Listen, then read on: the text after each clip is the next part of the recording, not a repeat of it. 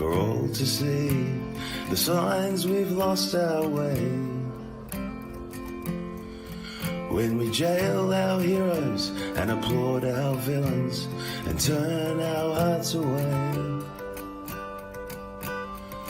Like a silent choir, too scared to sing the anthem of a braver day. The Ballad of Dr. Bruce Paix.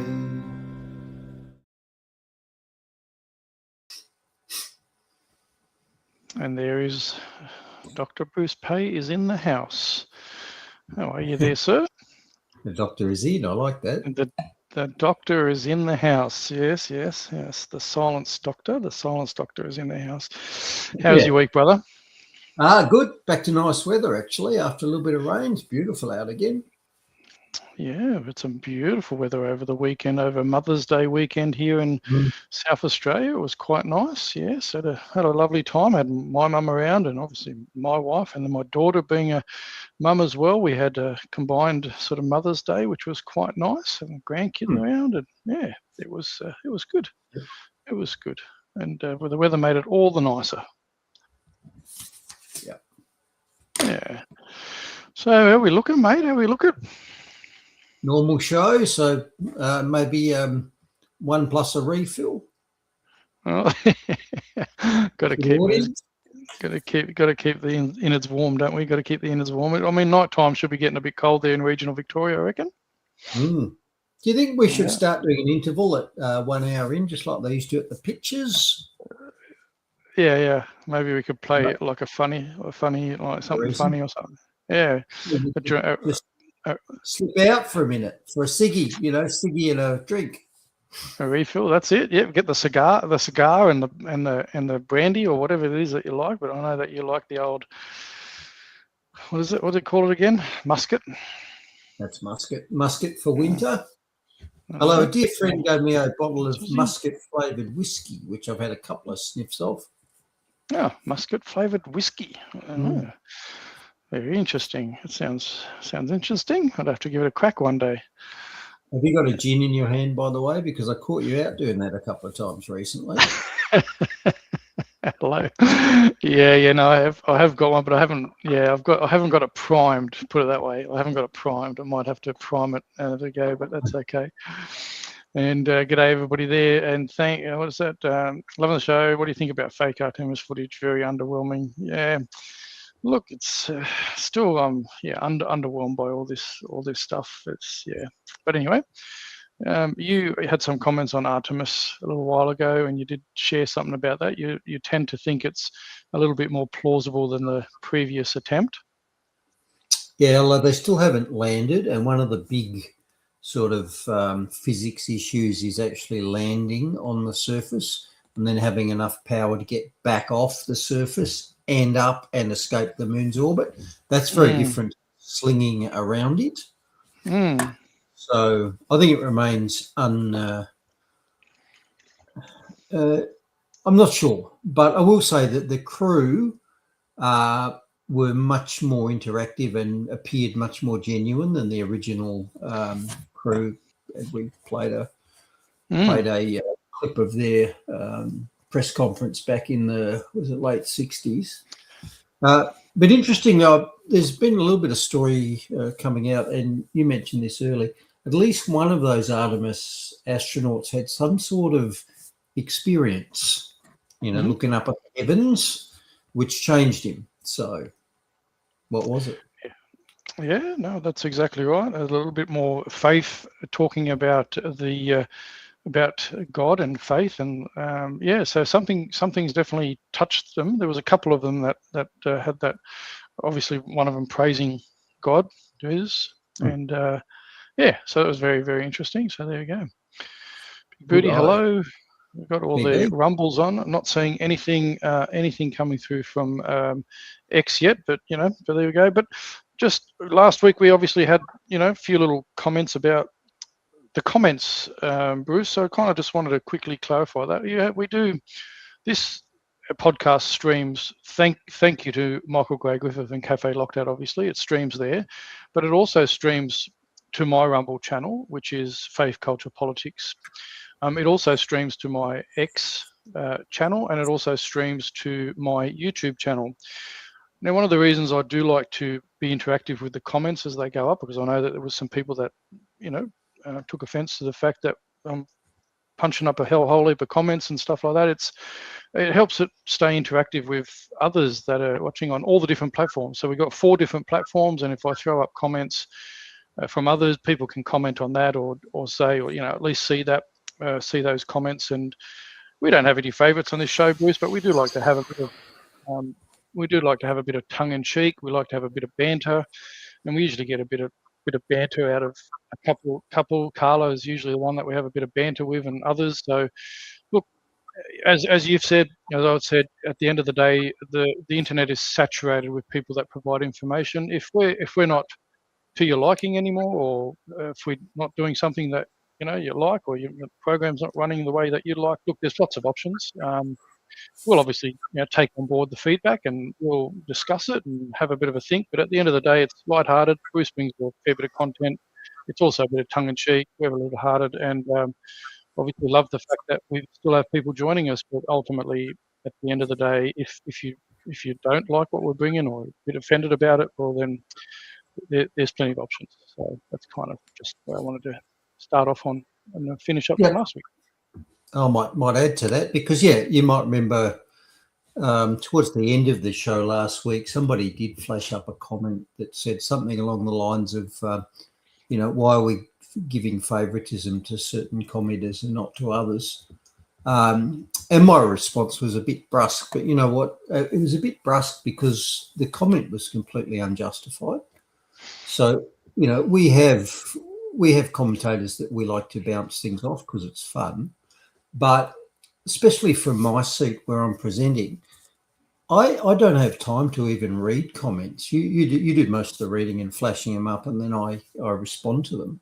But it's not like we're screening the comments and curating them and favouring somebody. In fact, it's very much the opposite. We barely have time to even look at them, and that's probably why I responded a little bit brusquely last week. And I did put a comment in responding, and I have 2 viewers said that they're gone because of that. And I remember thinking last week is also the week where I labelled the AFL coach gutless for reflexively apologising. And having gone back over it, I stand by that. I would be a hypocrite if I apologised to a commenter who took exception to our comments policy, which I didn't agree with, and I don't agree with it. So, I sort of actually stand, having had time to reflect. I wasn't particularly receptive to the comment that we curate and favour certain people, because we don't. And therefore, it's entirely justified that I rebuff it, because I'd be a hypocrite otherwise, wouldn't I? Yep. Exactly. And only one caveat on them, Bruce, is that I choose to at times, if there's a comment that I believe personally is offensive in regards to very strong language, I won't flash it up on the screen, because there might be a chance that a young person might see it or whatever. I think that's my prerogative. To be able to hold that back. And also, we do talk about some sensitive topics, Bruce, but when someone is out and out calling out a certain race or religion or whatever in a not graceful way, then I'll choose not to flash that up as well, and I think that's my prerogative as well. Yep. Yep. So, yeah. But thank you. So Trish says, g'day Trish, and Anne-Marie, g'day to you, and Susie. Yep, it's our show, so we can say and switch off, whatever. That's what, we'll look at the end of the day. People have a choice whether they tune in or don't, or tune out after if they get offended. That's just the way it is. And as I've said before, we're volunteers. This is a community service, and Bruce, Bruce doesn't get bugger all. He might get a bit of a musket sent to him, and obviously a Bible, and a bit like that, which I greatly appreciate. But that's very selfish on my part, because I kind of would love to see Bruce come to the Lord. But anyway, that we get bugger all for that. yeah, I mean, look, and there's some commentators obviously making a bucket load of money out of YouTube, and you know, it is what it is. But I haven't striven for making this, you know, viable financially. We do it because, you know, Bruce has agreed to want to continue to share his insights and his knowledge on stuff, and I'm happy to provide that platform. So at the end of the day, if you know, you're not paying for anything, you jump on here for free on a Monday, and if you don't like it, you don't have to be here. It's as simple as that. I can't say it any more plainly than that. Yep. Yeah. Anyway, right.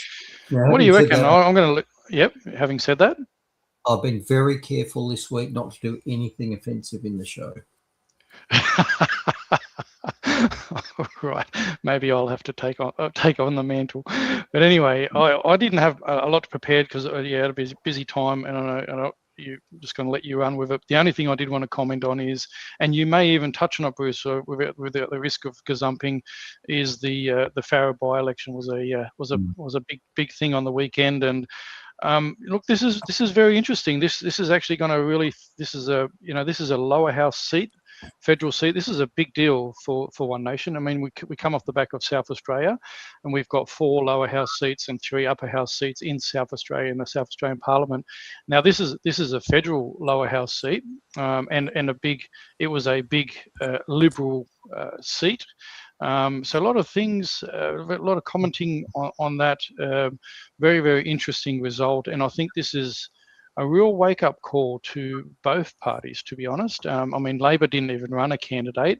Whether or not they were hoping to have the Teal that had bucket loads of money thrown at them, you know, whether they were supporting them or whatever. But at the end of the day, it's the electorate, the voters that voted, and there was a massive swing away from Liberals into One Nation. And it's interesting, some people are commenting saying that maybe Labor didn't run a candidate because they didn't want to show how much Labor might be on the nose as well, and seeing the swing away. But I'm not too sure. Other people say they just couldn't be bothered because they believe the strength is in the Senate, and they've already got a pretty strong, you know, strong showing in the lower house anyway. So look, it's really interesting times ahead. I mean, good on Pauline for her tenacity over 30 years. She would be elated after 30 years of being, you know, bullied, chastised, even jailed, and you know, absolutely hammered from the media, from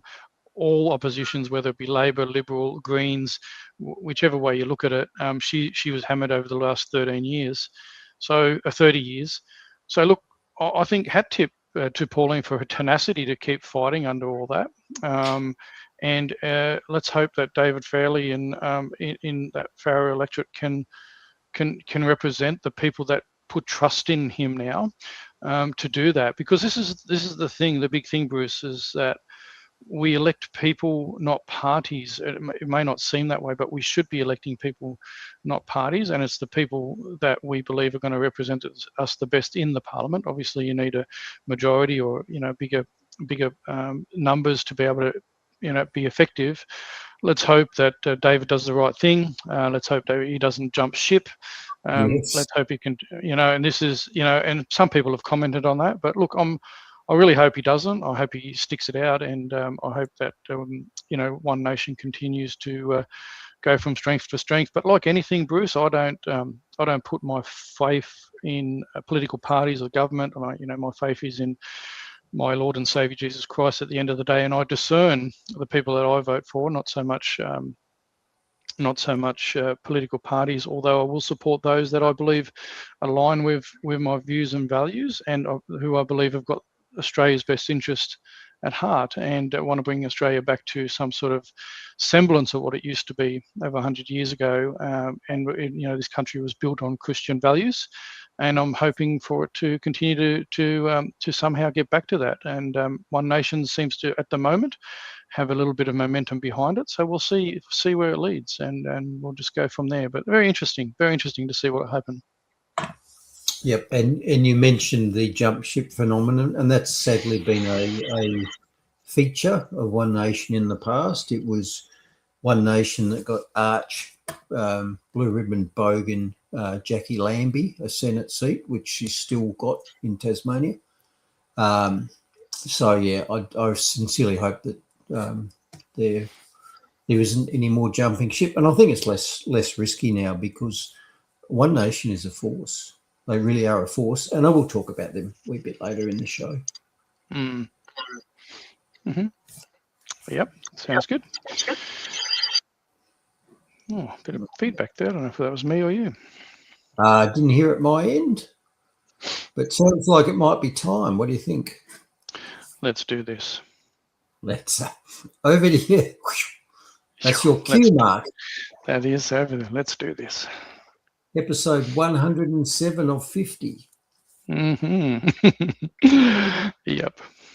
So here's the contents list. Update on the Gulf War, which has gone rather quiet, but to me that doesn't mean it's over. I liken it to the phony war in 1939-40 when England, Germany and others were at war, but nothing really happened for about 6 months. So I think that's the position we're in. In Not Easy Being Green, there's been a huge kerfuffle this week because Albo's floated out the idea that all households should pay for EV charges, not just households with EVs. And he's going to charge every household $1.44, I think yearly, to roll out that scheme. And I'm pleased to say that there's been a fair bit of pushback to that. And I'm asking myself, why would Albo even bother getting any pushback for $1.44 per household per year? And I'm going to answer that by having a bit of look at the history of tax rates in Australia. Wow! Health, so he'll get about $12 million from that little exercise. How about that? Yeah, so it's not worth the what do they say? The juice isn't worth the squeeze. I would have thought. No, there's about supposedly about 10.8 million, nearly 11 million households. So it's not really a bucket load of money, is it, compared to this squandering? I might just speculate on why they're still squeezing anyway. In health, your local rag, the Advertiser, had a couple of interesting side-by-side stories. Number one was a feel-good story that, you could now take your kids off to get the flu vax without all the tears because there's a spray/inhaled product replacing the old injection. Yeah, I remember seeing a story about that. Yep. And right next door to that, there was another story which said Australia is now the world record holders for allergic diseases. And I'm just going to ask whether there's any relationship between those two facts.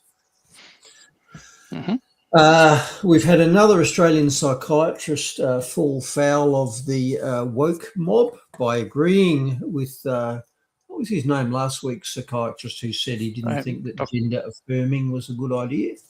Dr. Amos. Dr. Amos. So Dr. Andrew Amos, yep.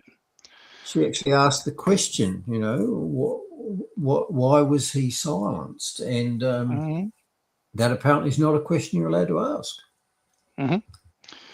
Yes, no, she's been she's been silenced herself. Yeah, that's exactly right. And she's been fighting herself. It's a pattern, isn't it? This was at the AMA or something, wasn't it? An AMA event or something, wasn't it? I think it was a college meeting, so it was probably the RANZP. Oh, that's right. Yeah, they come down hard on it. Psychiatrists. And we saw the same thing with Billy Bay when he was asking questions, I think, at the RACGPs. Yeah. Not allowed to ask questions, mate. Yeah, he's gone a bit quiet. I haven't heard much from Billy Bay. Good point. I hope he's okay. Got married or something too. Now, on to finance. So we'll look at the cross rates and also a bit of a story on something called stealth pricing. So stealth pricing is where retailers use real-time information about individual customers to adjust prices.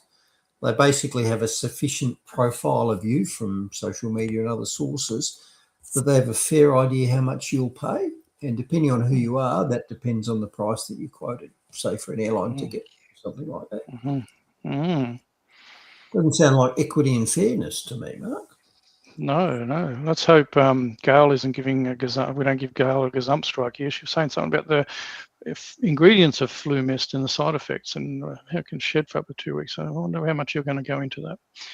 Look, I might ask her because no, I haven't. I've heard of what flu mist is, and I believe that's one of the spray flu products. If it sheds, that sort of implies that it's either a live vaccine, so your body makes it and therefore can shed it, or it's an mRNA vaccine, which again means your body makes it, can shed it. I do not know. And perhaps, Gail, you could just flick up a few more details there for us, if you could. Well, talking about planes, holy dooly, did you hear the story about old mate on the runway and the bloody got eaten up by the bloody jet engine? Holy dooly, what's he doing on the bloody runway to start with? That would have freaked. I saw some footage of that with a passenger actually, as it happened, but he just kaboom. Yeah, crikeys. I think it was an elderly person too or something. Sounds like a suicide attempt to me. Yeah, one way to do it, mince meat. See you later. Suicide by jet. Wow. People wouldn't know, but in my university days, I worked in the crash lab for a couple of years during my medical training. And one of my jobs was to go to all the postmortems for vehicle accident victims in South Australia. And that was back in the 80s, so there was a lot of them. There was 200 to 300 a year. And I do remember there was one story where a chap he dived in front of traffic at the bottom of the Southeastern Freeway, and the truck that was going to hit him stopped. The truck driver got out and sort of smacked him around a bit and told him not to be so stupid, and then carried on. And then he dived in front of another vehicle, another truck on the Southeastern Freeway, which did the job very nicely. And I remember he had a suicide note in his pocket, and it said, "I hope there's not a mark on me." Don't hope that if you jump out in front of a truck on a freeway, mate, it's not going to work. No, it's definitely. All right, the government section, I'm going to talk about, yes, the Farah by-election. And sadly, the Liberals have not learnt the lesson, because the first thing I heard from the Liberals was their new leader, Angus Taylor, saying, "We're back." No, you're not, mate. You're gone. No, you're gone. No, exactly right. If you'd have jumped out and said, "Okay, we've stuffed up big time. We hear what you're saying. Here's what we're going to do to get back to representing what people want." Okay, but don't jump out after you got a world-class flogging and say, "We're back." You're not. And I hear our unbiased $1.2 billion national broadcaster wasn't happy about the result. I think I've heard about that. Probably about the Gazump strike. No, you can speak to that. I'm not surprised, but no, I hadn't heard that. Yeah, what's her name? That Coavalis or whatever her name is. She was saying that this is going to set. We don't want this setting a precedence for people just thinking this is they can vote one nation. I mean, yeah, we do. I mean, but there's just those sorts of comments from a commentator like her, the ABC, that goes free into people's lounge rooms. Like that's. I mean, how they can still claim they're unbiased, or even unhinged, or left-leaning. You know what I mean? It's just ridiculous. And she's sort of saying the quiet part out loud there, because there is a prevailing attitude in government that sometimes the voters get it wrong. Yeah, well, this is what essentially what she's saying, though, isn't it? She's saying that all the people that voted there, they're the ones they're the fools that got it wrong. Like, how silly. Yep, you deserve what you get for. I think it was H.L. Mencken said the voters deserve to get what they voted for. Sometimes good and hard. Yeah, exactly right. Exactly right. Anyway, I think I found that. If you haven't seen that clip, I'm just gonna play it quickly, but just before you move on, might just share that quickly, because if you haven't seen it, others haven't seen it. Let's have a look. Craig Kelly shared it, of course. Or old Craig, my mate Craig. Normalising something, and in fact, big and dangerous mistake to legitimise one nation and to embolden one nation. Here we've had Angus Taylor make a deliberate decision to preference one nation above the independent, which tonight could really be one of the reasons they get across the line. We'll see how the votes come through. That will be key. And that will legitimise them, and I used the term earlier on in the broadcast, the permission structure. If they are able to win their first lower house seat, that begins the process of legitimising them And in other electorates where they may run, voters think, well, it's happened before. It's normal now. You start normalising something. And in fact... So, Bruce, does that sound like unbiased media reporting from our $1.2 billion state-funded, taxpayer-funded broadcaster? Is that an unbiased, legitimizing a political party that, thousands of people have just voted for the candidate to be elected? I mean, this is, at some point, people have just got to really realize that that is just a propaganda arm of the state and the left and the communists and the Marxists, and we should defund it. I agree with Craig Kelly's call on this all the time. Yep, no doubt about it. And you often wonder why didn't the Liberals do something about it when they were in government? Well, we know now. They're just different cheeks of the same arse, aren't they? Yep. 100%. I think it's absolutely disgusting, Bruce. I think even centre left-leaning people should listen to that and actually be disturbed about those sort of that comment, that commenting from that national broadcast. It's absolutely, it's ridiculous, mate. I just can't believe it. Yeah. Yes, Pauline derangement syndrome. Yep, she's had to deal with it for 30 years. Absolutely right. Yep. And that doesn't surprise me. Mock God saying God was a swing voter. Yep. Yes, she's whatever. No time for her. Anyway. And don't rule out the ruling duopoly jailing her again. Oh yeah, no, that's right. That's right. Well, especially with all these laws that they're trying to bring in place, right? All these anti-Islam, anti-Semitic, and all this sort of stuff, all these different laws for freedom of speech and, hate speech and all that. Yeah, they'll probably go her again. This is what I said, though, and this is one of, Gerard Rennick's and other people's, one of the things I had issues with One Nation, and I think others, is that obviously the structure. Hopefully they'll change that so the party doesn't have to rely so much on Pauline regardless. But unfortunately, it must be a hard cop when she's fought the fight for 30 years and then, not have something substantial to do with a party that's finally starting to see some headwind against the majors. So look, interesting times ahead. Yeah, she's built the party. She is the party. So, yep. But she's in the 70s too, so there needs to be a succession plan. Yeah, 100%. Absolutely. All right, back to the contents list. Final story, another one for the zombie stories, because we've got another horrific story about racism in football, and that seems to be a weekly occurrence at the moment, doesn't it? Oh my gosh, so it's everywhere. So apparently putting in racist anti-racism measures isn't curing racism. I've got nothing else to say, Mark. Go figure. Go figure. Update time.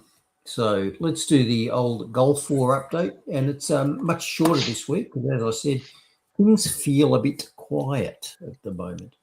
What's this comment, Alana? We should defund, or do you want to give me that back? Yeah. Yep. We should defund or boycott all media that so obviously pushes propaganda as well as the individual experts. No, we should defund all media. There should be no public media, because another name for public media is propaganda. And it's up to the people watching it whether they want to watch it or not. So you might remember back when the ABC started, I think it was back in the 20s and 30s, it was there to give a single voice to much of Australia that had zero media. So it started with radio and turned into television later.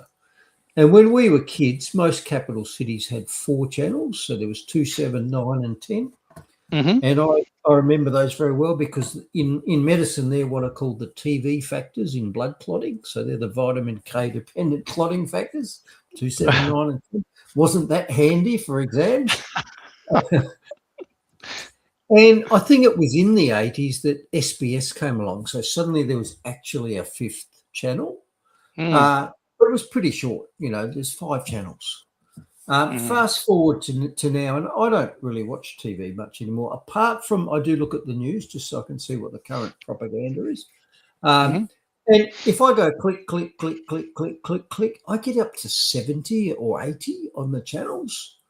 So tell me, why the hell is there any public funding for the ABC or anything else? SBS was publicly funded. And that's just TV. And young people don't watch TV anymore. They go directly to the source. They go to Rumble. They go to YouTube. They go to websites. They come to us, hopefully. So, yeah, in the current day, there is absolutely no justifications for spending public money on media whatsoever. There are more than enough options for consumers to choose which don't rely on government money. They can compete in the market for eyeballs. And if you have a look at YouTube, I'm sometimes shocked. So we get, I'm guessing, around the 8,000-10,000 views a week in various platforms. Yeah, yep. Every now and then I click onto a new YouTube channel. It's got 5 million subscribers or 20 million. And remember, only a minority of viewers subscribe. There's a vast world of content out there, which has nothing to do with government and nothing to do with television. Yeah, no, exactly right. Exactly right. And look, you know, in the regional areas, people could argue in the early days that, you know, through radio, ABC radio into the regional areas was good when there wasn't much to get out there, given free out there. But now that they've got, you know, podcasts and digital and that, there's no reason for it, because anybody in the country, with proper internet, you got Skylink, as you know, Starlink or whatever, you know, Musk's little dish and others, people can get digital content, you know, all day long. So, yep. And Richford, old people watch you as well, Bruce. There you go. Yep. And Trish remembers 2, 7, 9, and 10. Remember all having to get up to change the channels, manually, without the remote controls. Rotary dial. I remember my dad getting up and taking the back off the television and changing valves. Between now called transistors. Wow.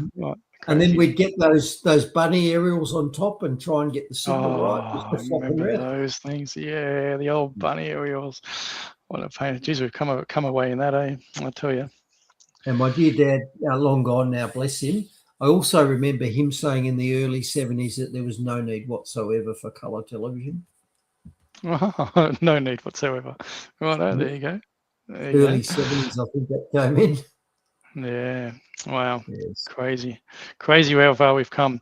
And just quickly, this goes back to the car, I think, but the intro when we talked about the cars, but innocent bystanders gone. Too many dumb computers in cars. Mine kept throwing up random codes that had nothing to do with the logical problem. Turned out to be bad fuel. Yeah, smart cars, they reckon. Hey, smart cars. Smart cars. Anyway, there we go. So let's get you back on.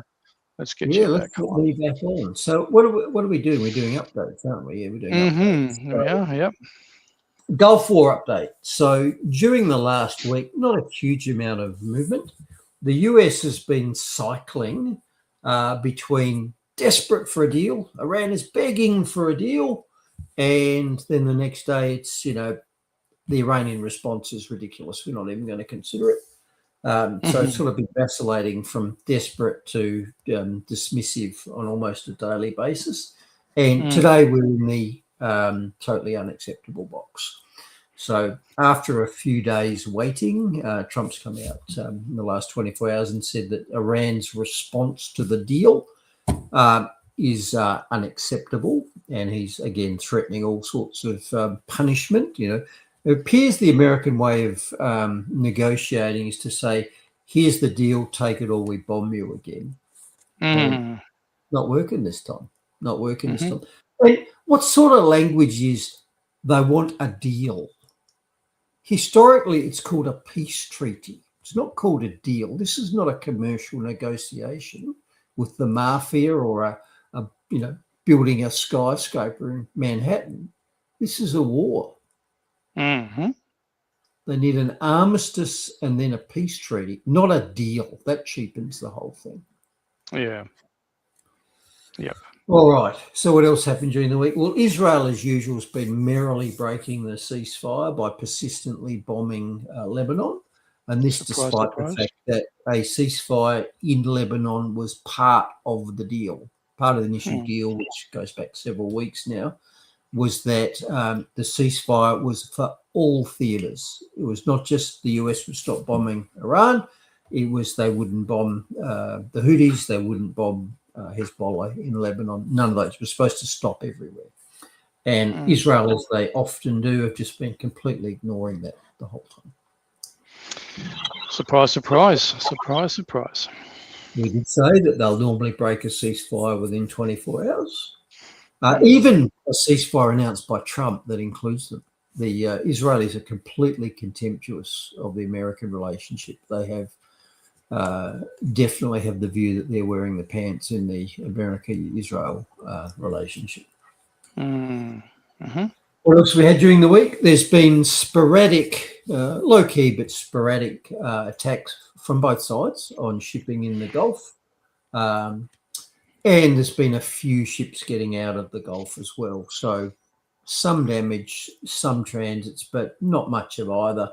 And the strait pretty much is still closed. So overall, the last week or two or even 3 weeks reminds me of a phase of history which was called the Phony War. And the Phony War relates to World War II, and it was the period between the invasion of Poland, so the Nazis invaded and occupied Poland in 1939, and as a result, war was declared by the European powers and by England and so forth on Germany. And then nothing really happened until sort of 1940, almost halfway through 1940. And that was when the Germans turned their look westward and invaded France and very successfully took over France in a few weeks. So in that 6 or more month period there, not much happened. The countries were at war, but there was very little, what they say, kinetic going on. So there was a bit of bombing and a bit of shouting and a bit of shooting. But really, it all seemed to be very quiet, and that's why they called it the Phony War, also known as the Sitzkrieg. But note that the fact that it went quiet for 6 or 8 months didn't mean the war was over. It just meant the sides were getting ready. And in fact, almost all of the fighting and dying in the Second World War happened after mid-1940. So I just have the vibe that we're currently in a phony war between the US and Iran. And I therefore expect the real war to kick off again at some point, rather than this is it. Was that the war? Is it? It's over? I don't think so. So my hop. MyHop. Yeah, it was a MyHop. It was a MyHop, of course. Yeah, the Israelis made the Americans attack it. Yes, it's a MyHop. So here's my scorecard, day 70 of the 4-day war. So the ceasefire is largely holding, but that's only if you ignore the fact that the US is still blockading, which is a violation of a ceasefire because it's an act of war. If you ignore the fact that Israel's gone back to bombing Lebanon, and if you ignore the fact that both sides are attacking shipping, relatively low-key, but still attacking shipping in the Gulf. We've got the US cycling between the Iranians want a deal and the Iranians aren't negotiating in good faith. And so adding all those things up, not a lot's happened for the last few weeks, but the strait remains closed, which means Iran is still winning. And the longer it goes, of course, the more winning it is, because long wars favour weaker opponents. And I don't believe the current lull, the current phony war, means that it's over.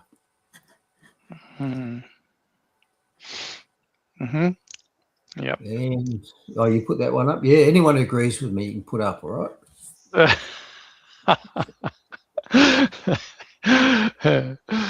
Big jam.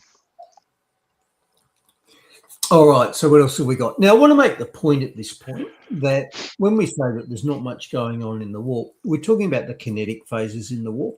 And in the military, kinetic means moving and causing damage. So it's shooting, bombing, blowing stuff up, torpedoing, missiles. That's what's called kinetic operations.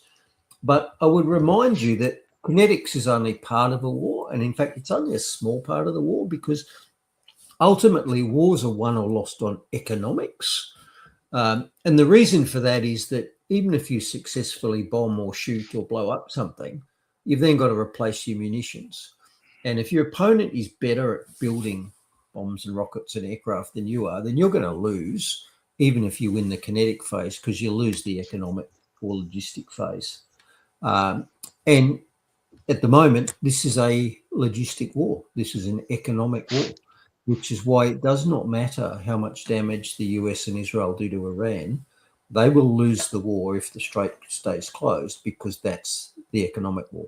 The US might be winning the kinetic war, but the outcome will be determined by the economic war. It doesn't really matter though, Bruce, because the bankers and those that pull the strings, the puppet masters, they get their money regardless, because BlackRock, Vanguard, State Street are all heavily involved in weapons manufacturing, everything, rebuilding stuff. The elite continue to get their money regardless of what happens to humanity and who gets bombed and killed and what economic crisis. This is the key. That is the key thing for people to acknowledge, isn't it? Yeah, and I saw that in Iraq and Afghanistan. So many of the military bases were operated not by the military, but by logistics contractors like Schlumberger, KBR. And so whilst the war was going on, they were making money just doing the hotel services in the bases. The weapons manufacturers are making money by sending stuff over which got blown up, and then they need to replace it. And of course, when the war's over, there's the rebuilding. And we've heard stories of multi-billion-dollar proposals for Gaza, for example, to rebuild it when it's all over. So, yeah, the same was said about Ukraine and that as well by the same players. So yeah, it's always follow the money, follow the big bankers, follow the big those financial institutions, those big financial ones, and follow them on both sides. And yeah, even 100%. if go back a century in the European wars, crooks used to make munitions for all sides, and the bankers used to give money to all sides. Bit different now. I don't think Boeing's making a lot of weaponry for Iran, although in the past they have, of course. They've sold them aircraft in the past. But where they are going to make the money is in the rebuilding afterwards. And you can imagine that any sort of peace deal is going to include sweetheart deals for rebuilding directed at the favoured companies that are under the US and Israeli umbrella. Of course. So anyway, that slide's making the point that there's multiple types of war going on here, and the ultimate one that wins it is the economics, not the kinetics. So even though kinetics have gone quiet, the economic damages are just compounding progressively. And ultimately, it's always economics that determines wars. And I'll give you an example of that. At the end of the Second World War, you had Germany in ruins and you had Japan doubly in ruins. Every Japanese city had been knocked down to the ground, and 2 of them were nuked. Despite that, they had over 10 million men in arms in both countries still. So I think it was about 4 million in Japan and about 8 million in Germany, men still under arms. So you'd utterly destroyed their countries, but they still had combat power. So you can never destroy the military of another side completely. Doesn't matter how much you bomb them. And look at Gaza. Gaza's a great example. Gaza's flat from one end to the other, and the Israelis still cannot control the ground there. Right. Yep. All right. Not easy being Kermit. Yeah, well, that was another thing out of the Farrow by-election. It looks like the Greens got smashed again, which is another good result too. Seeing there's nothing better than seeing the Greens getting smashed even further around the country, and I'd love to see that continue as well as we go forward. Oh, knows. So as mentioned in the intro there, Albo's rolled out a proposal to tax all households $1.44 to pay for a national EV charging network. And that's not just for people with EVs, that's for everybody. And that's typical of government. You want something done, you take a bit off everybody and then you direct it into a small favoured group. The people who all lose a bit can't be bothered making an election issue, and the ones who get the lolly do make an election issue. So you get their votes in the parliament. Für das Allgemeinwohl. Yes, for the greater good. So here's some details from the Albo proposal. Okay, so Australians have erupted over a controversial proposal that would see non-EV owners help fund the nation's electric vehicle charger rollout, with many worried the proposed cost is just the beginning. Yes, it is, and I'm going to talk to that. And it has to be, because it says yesterday News Corp revealed households could be charged up to $1.44 on their power bills to help expand the national EV network. $1.44. Yes, Australians have got to be very mindful of how much Snowy 2 has cost them so far. Gazump. Okay. Shut up. Give myself an uppercut. Okay. Now, by way of comparison, even if you pay for a base level EV charger at home to charge your Tesla, you're going to be up for $2,000 to $3,000 by the time you've bought the unit and had the appropriate electric connection done, because you can't just plug them into the wall. So $1.44 wouldn't buy even a lot of $2,000 to $3,000 systems. And of course, this isn't about home systems. This is about a public infrastructure network. You know, those rows of Tesla chargers that you see in Keith, for example, etc., etc. I don't know what they cost, but they've got to be 10 times more than it costs you to hang a low-powered unit in your house. It's got to be 10 times more than that, right? Yeah, it's pretty expensive. Yeah. So why would Albo be risking the pushback for $1.44 per household when it's not going to do anything? It's not going to build a national EV charger network. Why is he doing it? Yeah. I think this is why he's doing it. He's taking the pain of charging or raising $1.44 per house because that's the starting point. And all taxes start small and rise over time. They're always marketed as only taxing the greedy rich. But fast forward a decade or two and see where you're at, and you work out, you know, like all cancers, they just grow. So here's probably the best example in Australia.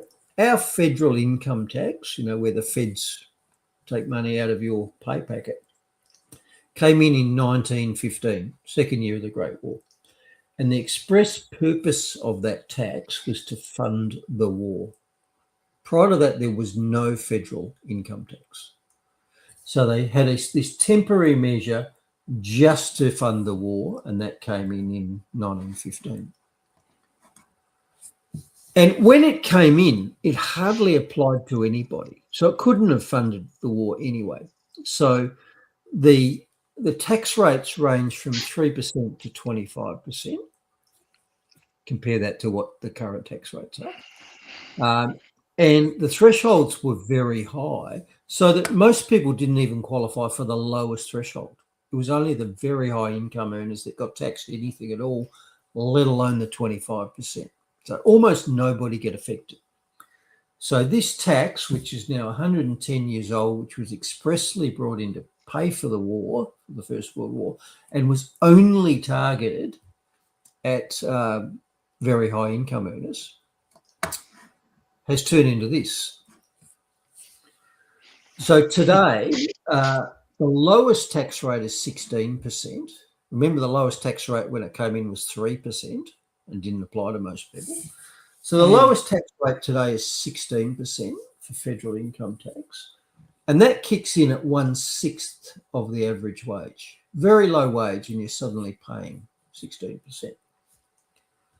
The next step, where you're paying 30% of your wage, kicks in at 4/10 of the average wage. So it's still way below the average wage, and you're paying 30%. So you're already paying more than the rich bastards were paying 110 years ago to fund World War I. Sorry.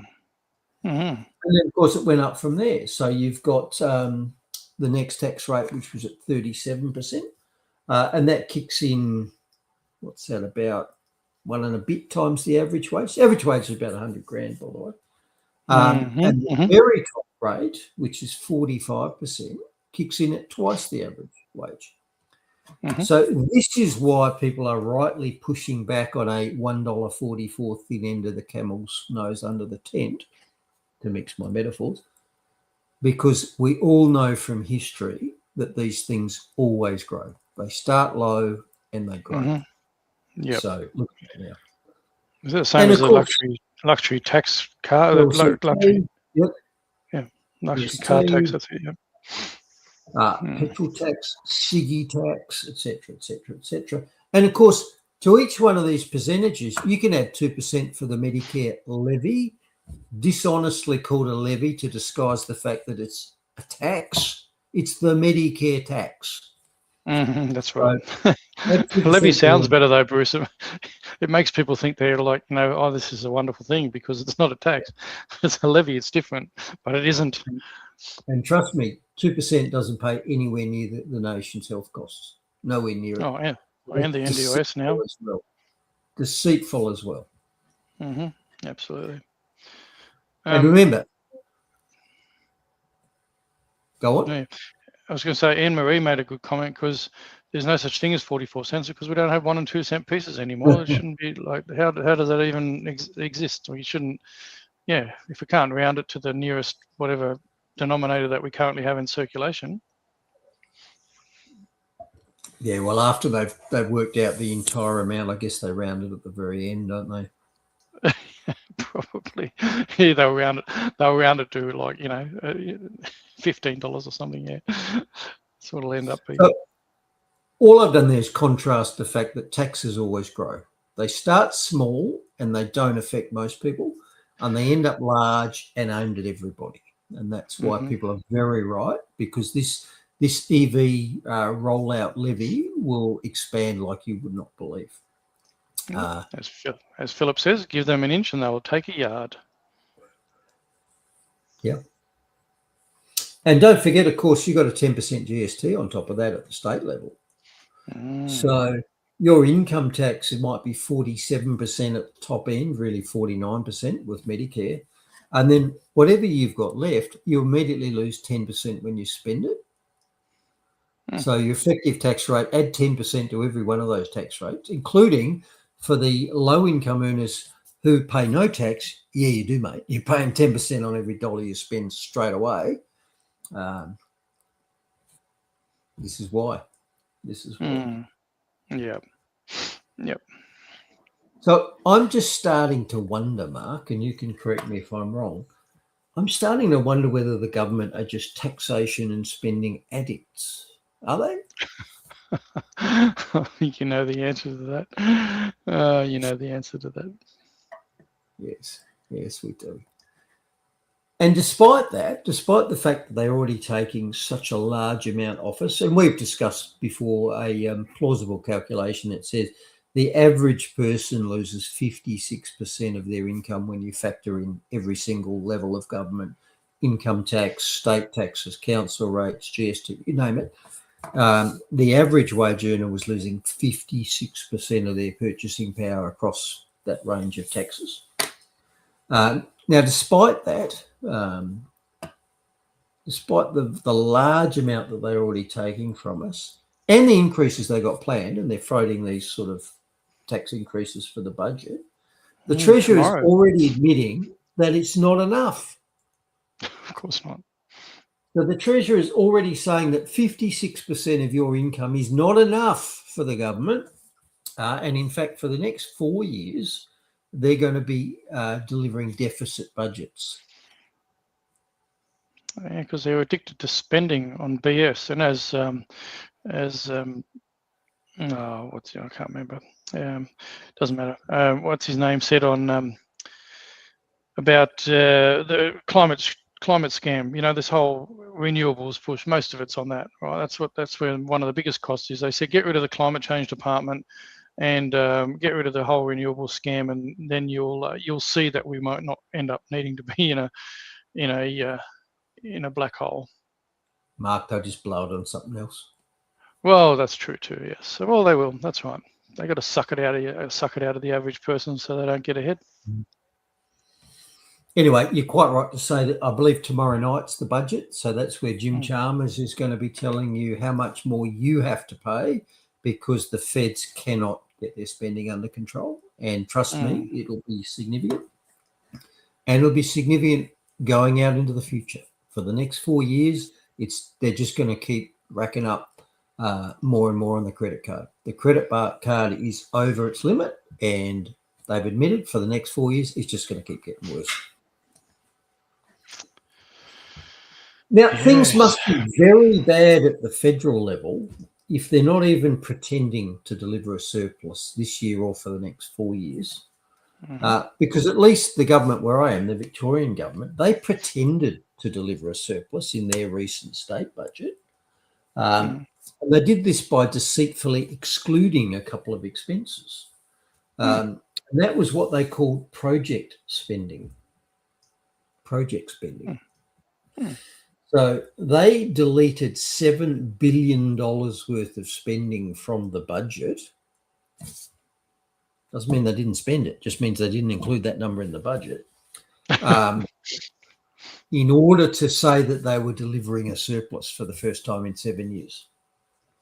Now, the problem is they were obviously still going ahead with those projects, weren't they, whatever they were.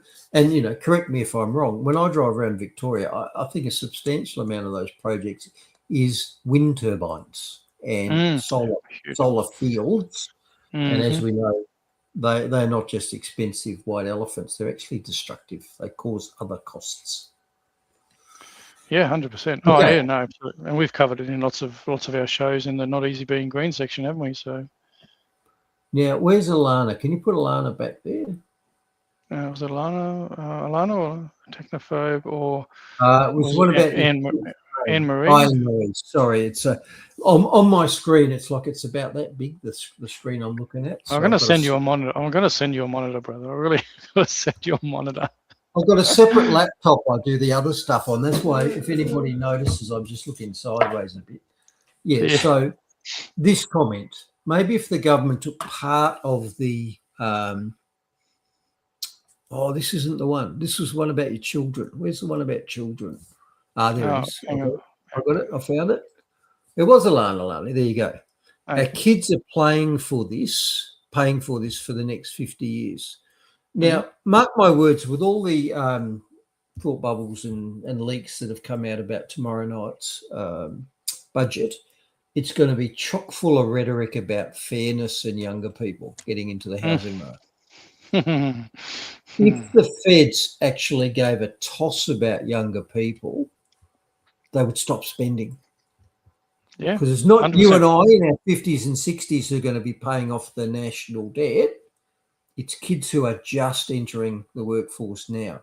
You've got that debt forever. We'll be dead. We can't pay it off. We'll be dead. So don't fall for we're doing it for please think of the children. No, if Jim Chalmers was thinking of the children, he'd stop spending your future. Yeah, exactly right. Yep. And the reason governments are not held accountable is because too many Australians are apathetic to getting involved in holding government to account. They just keep on turning up and not being interested. Governments are also extremely good at disguising the scam.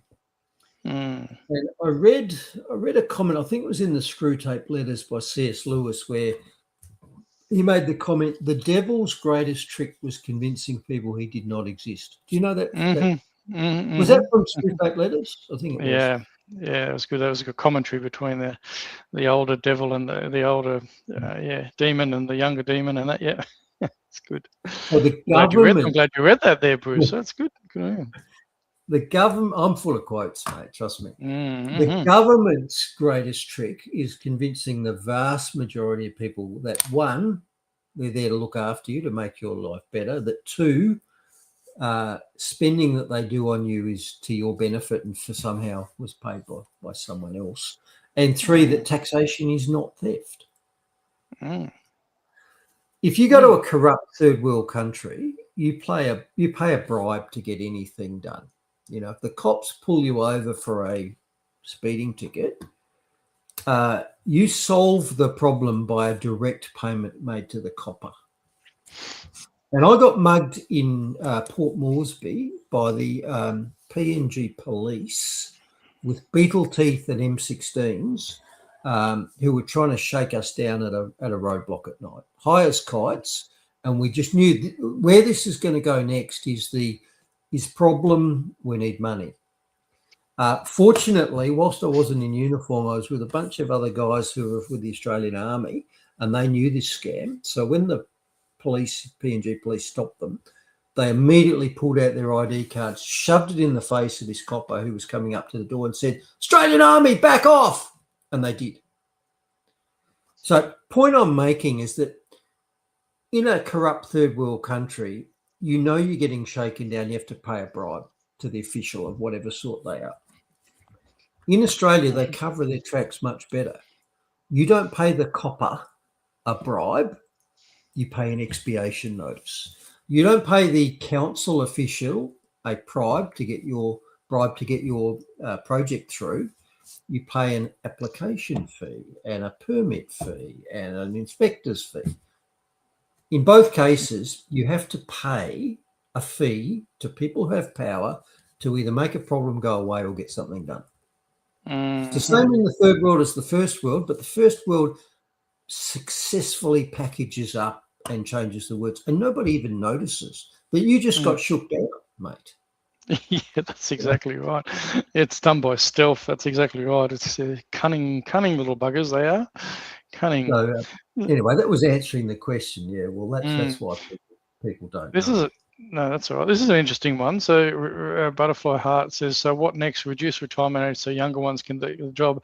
I don't know if that's how government thinks, because they want tax from both of those demographics. They want people to work as long as possible so they can continue taxing them, and they want young ones in the workforce as early as possible so they can tax them as well, wouldn't they? I don't know. What's your thoughts? I don't know about that one.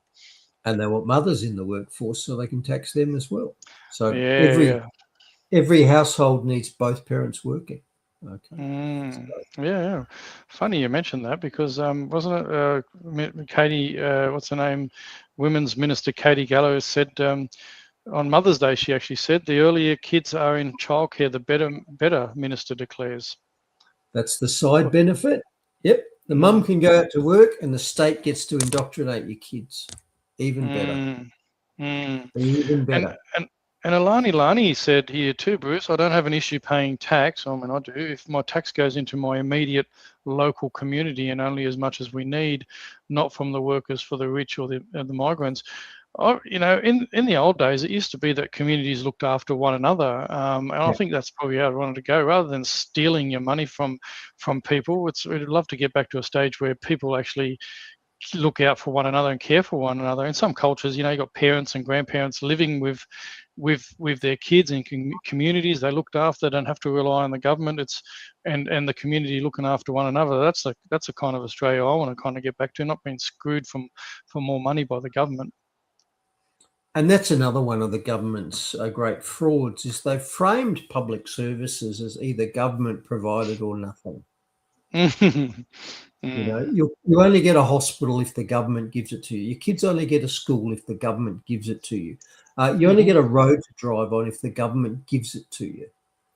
I'm not saying I want nothing because I don't like government doing it. I want communities doing it. I want a barn raising done by the community. I want a hospital where you've got a voluntary poor service. When I started medicine, a lot of the visiting specialists, consultants, were visiting and they weren't paid. They would come in and do operations and run clinics just out of goodwill. That was what they gave back. None of them would do it now because they're sick to death of getting raped and pillaged by the tax department for everything else they do. Yeah, exactly. And like I say, if the government's currently taking 56% of your dollars, imagine if they were in your pocket. You could buy your own bloody hospital. You could buy your own, schooling for your kids. Yeah. The reason those are not options for most people is because there's not enough left to give you those options. It is government or nothing once they've taken the bulk of your money. Yep. And we've seen that in graphs that Australia's at the top of that bloody figure of costing the taxpayer the most amount of money. And as you keep saying, it's not your home that costs you the most amount of money. It's actually your government. Yep. Yep. Exactly right. Yep. Mm. All right. Nevertheless, we are literally days away, well, a day away from the next federal budget. And I don't doubt it's going to be full of rhetoric about tax reform and fairness, because they've already been framing it in that respect. So let me just remind you of a couple of observations about those terms. First off, tax reforms are always tax increases. That's what it means. Mm-hmm. Governments never give you more of your money back. That's not what they're about. Yep. And of course, equity doesn't mean that everybody gets the same outcome. You know, they all get to look over the fence and watch the game, which, by the way, is theft. Have you ever seen this graphic? So on the left, you've got equity in theory, which says, you know, it doesn't matter how tall you are, you get to look over the fence and watch the ball go. Mm-hmm. Well, interesting, all of those people are actually stealing their view of the ball game, because that's in a fenced-off area, and they're actually looking over the fence for a start. But the next thing, as Winston Churchill said, you get equal poverty. You know, equity doesn't mean everybody gets pulled up. It means everybody gets sawn off and pulled down. That's what equity means. Yeah, 100%. Yep, absolutely. Yep. Now, I do note, again, the government's been sort of frantically signalling all the bad news in advance, and the Treasurer's apparently going to introduce $13 billion of productivity reforms. Interesting, he didn't use the word investment, because that's, again, another one of the words I find governments use poorly. You know, we are investing X amount in pissing your money up the wall. Anyway, one of the centerpieces of the budget apparently is a $13 billion spend on productivity reforms, and also tax hikes, which we've heard about. Now, here's the reason that the Treasurer's productivity reforms cannot improve productivity. And the reason is because it's a straight line relationship between energy consumption and productivity in your country. And it doesn't matter whether you graph electricity or oil, the richer your country is, the higher the GDP is a direct correlation to how much electricity it uses. And it makes sense, because you use electricity to do stuff. Mm-hmm. Industry makes stuff with electricity and hydrocarbons. So the government can introduce $13 billion worth of productivity improvements, but they won't work because the only productivity improvement you need is cheap energy. And our government has spent decades destroying our previous cheap energy system and building instead an expensive, unreliable system, wind and solar. So that one graph alone tells you why you cannot improve productivity in this country, because we're ruining our cheap energy system. Amen. 100%. Yep. And yeah, I'll give you a half gazump strike for this, because this comes up every week, doesn't it? So recently we talked about Snowy and the fact that the Snowy hydro system had blown out from $2 billion in 3 years to $42 billion and still not completed. Yep. It's a great example. Government spending is always inefficient, and it's often destructive. And Snowy's a great example. A 20x blowout, still not delivered. And in fact, I listened to a podcast the other day where some power engineers were discussing, and they said, by the time Snowy's finished, if ever, the technology will have moved on, and home batteries will have eaten Snowy Hydro's lunch. So as you understand how it's meant to work, Snowy Hydro is a hydraulic battery.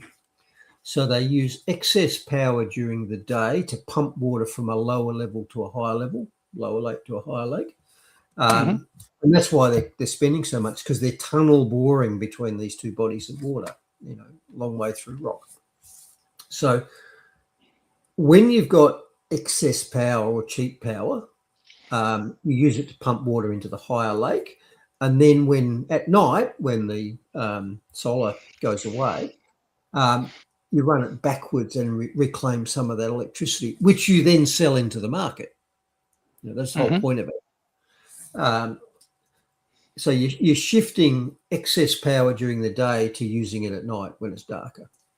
And the podcast I listened to said, yeah, but since this project was conceived, the home battery market is now penetrated so widely into suburbia and at such capacity levels and price that it's going to actually be cheaper to use the solar on your roof to charge your battery than use your battery to sell power back into the grid at night. They'll do it cheaper than Snowy will. So individual owners at home with their solar and their battery, which, by the way, is another government scheme for most part. So the government commissioned this and then they've destroyed it by introducing another scheme that competes with it and is going to beat it. Go figure. And it's not even completed yet. I don't even how far through they are yet anyway. It's just one example. And it's a battery. It does not produce power. It just stores it for a few hours. That's all it does. Yeah. Anyway, I thought this is a great quote by Winston Churchill. So he said, to contend that for a nation to try to tax itself into prosperity is like a man standing in a bucket and trying to lift himself up by the handle. So for Treasurer Chalmers to say he's going to tax us, where's he getting 13 billion from? He doesn't have it in the bank. He's going to tax us to get 13 billion that he's going to use for prosperity. He's going to use it to increase productivity. I always said it won't work, can't, unless you get cheap power. So the budget will be claiming that nevertheless. Anyway, as we know, it'll all be a lie. Governments lie all the time about everything, as Solzhenitsyn said. And they'll just do it. They'll just lie to us. This is great for us. They're giving us something. This will increase productivity. I've just shown you all the reasons why it can't. Not just won't. It's not physically possible.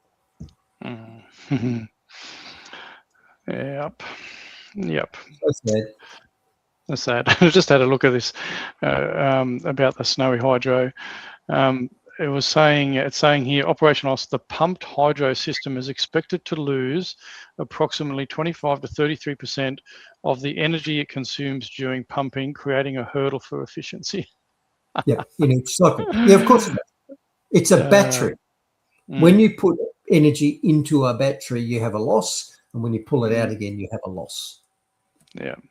Nothing is perfect. Yeah. No. Yeah, exactly. Yeah. Snowy Hydro is a hydraulic battery. It's using water to store kinetic energy. Yep. The project is not anticipated to be profitable or cost negative, recovering its capital expenditure for many years after completion. I would say never, but anyway, there you go. Is that the 2 billion or the 42 billion? Well, the 2 billion is probably the negative. The 42 billion is like never going to be recovered. Dear oh dear, Mark. Dear oh dear. Health. Here we go. Dan, standing by? Yep. Is Dan here? No, I don't know. I haven't seen him. Well, he does sneak in sometimes on a comment on X and then sometimes on a comment on the Rumbles. But anyway. Not allowed to favour commenters, apparently. No, that's right. And I usually don't check until after the show anyway. So now. All right. Now, this interesting conjunction of stories came from your local rag, the advertiser. And long-time viewers would be aware of my opinion that much of our current chronic health disease epidemic in children is immune-mediated. Most of the chronic diseases are inflammatory, immunological, and that something's stirring up immune systems to cause this. And I think it's the ever-increasing vax campaign that we're doing is a major part of it. Inflammatory foods perhaps as well, but immunisations are designed to stir up your immune system. And guess what? A stirred up immune system is capable of causing so many of these other problems.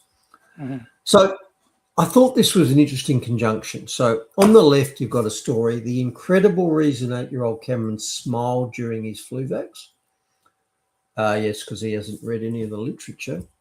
On the right, Australia now has the world's highest rate of this childhood health issue. So I thought, that's interesting.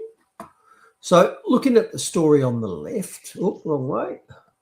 Looking at the story on the left, this is a feel-good story. It's now even easier to get your kids vaxxed, apparently, because there's an experimental flu vax that doesn't require a needle. It's a spray of some sort. And earlier commenter, I think, named it Flu Mist or something. Yeah, Gail. It was Gail. Yeah, Gail. And she did end up saying, I'll see if I can find it, but keep going. Now, on the one hand, this is actually good news, because one of the key reasons why the COVID vaccines couldn't work and didn't work is because they weren't being put into the right place. So, hat tip, head steel. Your body's got two immune systems. You've got what's called the mucosal immune system, which defends all the bits that contact the environment. So in your mouth, in your nose, down your gut, etc. That's called the mucosal immune system. And you've got the the internal immune system. So that's inside your body, inside a muscle, inside your heart, etc., etc. And your immune system is smart enough to know where it got attacked from. So if it gets an infection, if it identifies an infection, or it's tricked into thinking that an injection is an infection, it mounts a response in the relevant compartment. So if you inject a flu vax into your muscle, your immune system identifies that muscle as being the route of entry, and so it fires up the internal immune system. Whereas if you inhale it, it identifies the inhalational route, the mucosal system, as being the area that needs attacking, defending, and it puts antibodies there. So it's a fundamental fact that if you inject a vaccine for a respiratory illness, it can't work because it's not producing antibodies in the respiratory compartment by the mucosal system. So if they've actually come up with a nasal flu spray, so an inhaled flu spray, on first principles, that's better than injecting a flu vax, because at least if it works, it's going to stimulate the right part of your immune system, the first of the two. So that's good. Now, unfortunately, this looks like another uncontrolled or vax versus vax study, as so many of the vaccine studies are, because it appears they're actually going to compare the effectiveness of the inhaled vaccine versus the effectiveness of the injected vaccine. So that's going to give us no information about safety. Mm-hmm. You need a placebo. You need a non-injected or non-exposed group to compare to. And the vaccine industry does this all the time. They studiously avoid doing any sort of study design where you compare their product with nothing. It's always their product with some other product. So you don't get a nothing control. Okay. Now, at least, having said that, at least they appear to have woken up to the mucosal versus internal, the two-part immune system, which they appeared clueless about during COVID. Because if I read the box, a consultant paediatrician at the Royal Children's Hospital and clinician scientist fellow said the vaccine acted on a different part of the immune system, the mucosal immune system. So he's finally caught up with Ted Steele after 5 or 6 years. So at least that's something. But like I say, this isn't a safety or effectiveness test. This is comparing one vaccine to another. You've got to compare one vaccine to nothing. Otherwise, it doesn't work. Yep. And this doesn't inspire confidence. Here's another quote from the article. One of the lead investigators said, while flu vaccines are effective, well, no, they're not. We want to learn more about exactly how they work in the body. Okay. So why do I say, well, no, they're not? So that expert, that key researcher, apparently has never heard of this Cleveland Clinic study, which is one of the largest and most important influenza vaccine effectiveness studies ever conducted. And that's because it took 53,000 healthcare workers. It is a huge study. And it looked at their experience of contracting flu across the 2024-25 flu season based on whether they took the flu shot or not. Mm-hmm. Large numbers, while most of them got vaccinated, and certainly in Australia it was mandatory to get it, they still had large numbers because nearly 20% of the 50,000 didn't get it. And when they compared the two groups, they found that you were 27% more likely to get the flu if you took the flu shot that year. Go figure. So, but are they saying with this now, Bruce, and you'll probably cover this in a minute, are they saying that you're more likely, but the ones that are vaccinated that do get it, it's less severe, is how they like to frame it?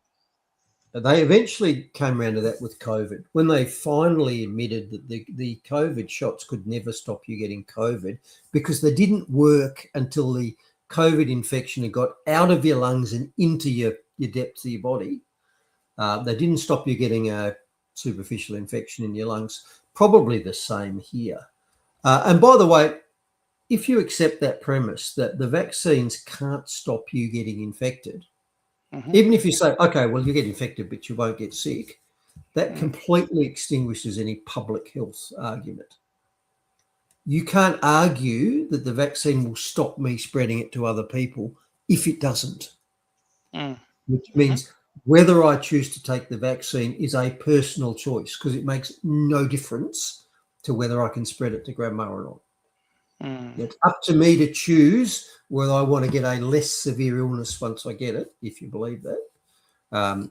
That's a personal health decision. That's not a public health decision. Yep. Anyway, I was saying I have limited confidence in this new study because one of the lead researchers doesn't even know that there are questions about the effectiveness of flu vaccines whatsoever, let alone, All right. Now, what about the story on the right? So that was all about the story on the left. Great. You know, we can now vax your kids more easily with a spray rather than an injection. What about the story on the right? So the story on the right said that this childhood disease is now highest in Australia of anywhere in the world. What is that disease, I wondered? What was it? Was it measles? No. Yeah, that's all. Let's not go down that rabbit hole at the moment. But no, it was a group of diseases. So on the one hand, it's now easy to get vaxxed. On the other hand, now that we are vaxxing everybody to the eyeballs, coincidentally, we found that Australia's a world record holder for allergic diseases. Now, allergic disease is another name for immune-mediated diseases, diseases caused by your immune system overreacting. And so here's a bit of a quote from the story. Allergies are one of the top health concerns for Australian children, touching almost every family, school and healthcare service, doubling in the last 20 years. That's interesting. Some sort of immune stimulant has doubled the rate of immune diseases in 20 years. What could it be, Bruce? What could it be? And by the way, immune diseases includes not just hay fever and the sniffles and food allergies, but includes a lot of really important diseases like asthma, that's an allergic disease, eczema, that's an allergic disease. ADHD and autism are both clearly immune overactivity is at least part of their mechanism. And even type 1 diabetes. So there's two sorts of diabetes, type 1 and type 2. Type 1 used to be called juvenile diabetes because that's what happened in kids, not in adults. And typically a kid somewhere aged between 8, 10, 12, 14 would suddenly, their immune system would switch on and destroy their insulin-producing cells in the pancreas for whatever reason. It was called autoimmune attack. Your own immune system destroyed a very important cell class in your pancreas, so you couldn't make insulin, so you became a type 1 diabetic. So that's an autoimmune attack, or in other words, it's an allergic attack. Your immune system is causing it. And that's grown as well. That's really grown as well. So that's caused by overactivity or misfiring of your immune system. It's climate change, Bruce. Coffee's too hot? That too, yep. Now, again, even in this story, I have limited confidence that they're going to actually find something, because this is what they said about one of the chief researchers, Professor Kirsten Perrott, because she seems to have a case of the not seeing the forest for the trees, because she used to be a vaccinologist, a drug pusher of vaccines, but she's now become a allergy specialist. And here's what she said. After many years focused on preventing infectious diseases through vaccination, in 2018 she shifted her research to food allergy. Well, she's made a job for herself. Allergies are one of the top health concerns for Australian children, touching almost every family, school and healthcare service, doubling in 20 years. Professor Perrott said a range of factors were driving the rise in allergies, and she listed environmental changes, pollution, modern lifestyle, increased sanitation, and the old chestnut, greater awareness and diagnosis. They say that about autism, despite the fact that 50% of kids with an autism diagnosis are badly affected. 24/7 care, self-injuring behaviour, incontinent, can't feed, can't toilet, etc., etc. Well, same here. Apparently, the reason kids are getting severe asthma and food allergies and eczema, one of the reasons is just, we never noticed it before, and now we are, so we're giving them a diagnosis. So, unfortunately, if she's one of the chief researchers here, and she knows that an environmental factor is the cause, but she hasn't noticed the obvious environmental change in the last 20, 30, 40 years, then I don't have a lot of hope for the study. Yes. I think it was all in the word vaccinologist, ex-vaccinologist. Tells you all you need to know, doesn't it? Yes, sir. And that shocking graphic shows all the immune stimulants given to children and the increase in the last 40 years. Now, remember, allergies doubled in the last 20. Yep. All right. Yep. Now, another example. And just before you do move on to the psychologist one, I wanted to crack a couple of these because so innocent bystander worked with a bloke who got a flu jab every 6 months, destroyed his immune system. If he got slightest sniffle, he had to run to the hospital. So pretty much talking into what you were talking about there as well. And Anne-Marie said, plus the innate immunity, which includes the mucosal, requires changes in the viscosity of mucus to trap the foreign particles from entering lower respiratory area. I wonder if the sprays dry this up. Good question. Not one that I could comment on, but you might, Bruce. Yeah, I don't know the formulation either, but I will repeat what I said, which is if you have to give a respiratory illness vaccine, it's much better to give it via the respiratory route than injecting it. No, exactly right. And another one then obviously from Trish, my bro got the flu 4 times in a year after the flu shot. What was this, Alana? 1 in 10 kids with autism, 1 in 3 people with cancer. Yep. And if you're injecting animal protein and DNA into humans, you're going to get allergic reactions. Yep. And of course, it's much worse than that, because I'll give you a quick primer again, as I have in the past. When vaccines first came out, the usual strategy was to give you a weakened version of the original illness. So you got a real infection, just not as bad, but you get cross immunity against the real thing later on. The problem with that is that sometimes the weakened version wasn't weakened, and sometimes your immune system was down, so you still got sick anyway.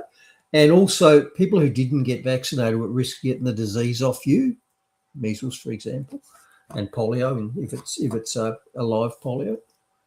So there were problems with giving live versions of whatever the infective particle was. So they changed to giving you killed versions of the particle. So they either cooked it or irradiated. They did something to kill it. But there were 2 major problems with these killed vaccines. One is that sometimes they weren't dead. And, sometimes, one problem. So sometimes they come back, and so they turn back into the live virus again. So the next thing they did is they went, okay, we'll just take out a subunit, so an incomplete, they call them protein subunits. So we'll take out part of the virus and we'll give you that. You can't possibly catch the illness because we're not giving you the whole thing. This was the COVID story. They gave you the spike protein.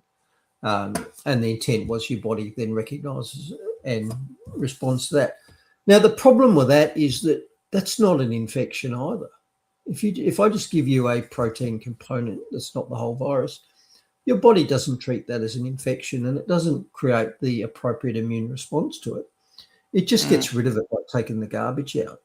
You know, if you get a splinter, you get a bit of localized pus and it comes out, you don't become immune to splinters because it's not an infection. It's just a dead thing. So in order to get a real immune response to a fake immune stimulus, they have to trick your immune system into thinking it's under real attack, and they do that with things called adjuvants. And the classic adjuvant was aluminium. So they give you aluminium, sets off the fire alarm in your immune system. Your immune system looks around and says, what am I being attacked by? And it just looks at whatever allergens are in the environment. If it's hay fever, it might go, that's the cause, so I'll get antibodies to that.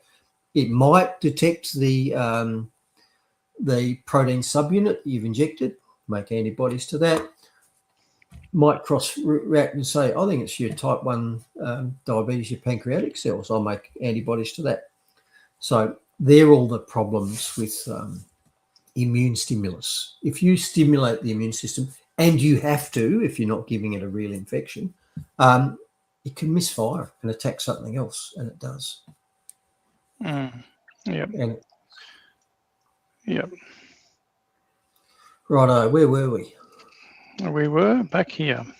Moving on to update on the story you had last week where we had the Australian psychiatrist Andrew Amos, who fell foul of questioning official doctrine. And here we got another Australian psychiatrist who's made the same mistake. So this psychiatrist was ejected from the RANZGP CP conference. So the Psychiatrist Professional College Conference, she was ejected from that because she held up a sign. Now, no doubt just getting ejected won't be enough because that's obviously serious. And this is the sign that she held up. Gillian Spencer, I've been following her for a while as well. Yep. Why did the College of Psychiatrists eject Dr. Amos for criticising the gender cult? She just asked a question. Yep. Not allowed to ask that question. She got kicked out. And we saw Billy Bay get kicked out. And on the right, you might remember another doctor during the COVID era who used to ask similar questions and got the same result. You are not allowed to question orthodoxy in the medical field. And if you do, you'll be kicked out. Yep, exactly right. Dr. Gillian Spencer. Yeah. That's two. Well, and Jordan Peterson, of course. Yeah, exactly right. Yeah, well, Jordan Peterson, questioned that in the Canadian. They really wanted to ban him, didn't they? So, he had to go to counselling sessions till he pointed out the fact that there was nobody in the college who was qualified to counsel him. Yeah, that's exactly right. Yep. And just if people are interested, the Human Rights Law Alliance, I believe, is supporting Dr. Gillian Spencer, but she also had the job termination on hold pending judicial review as well. So the Human Rights Law Alliance is one that's supporting doctors, some doctors that are speaking out on this, but also religious discrimination as well, if anybody's interested in following what they're doing, the Human Rights Law Alliance there. Yeah. Now, incidentally, I know you did a little profile of my story recently, and Dark Horse podcast, or half the Dark Horse podcast, is Heather Hying, who runs a Substack called Natural Selections, and she did the same thing. I got dobbed in to submit my story by a friend, and Heather has been profiling stories, COVID-era stories. This is what happened to me during COVID. And last week she published mine. So if you want to read a little bit more in it, that's there. I've got the link there. But if you simply Google Heather Hying COVID stories, it'll come up. Nice. I'm glad your story is making the rounds and getting seen by others, brother. Good to see. Yeah. All right, money and finance.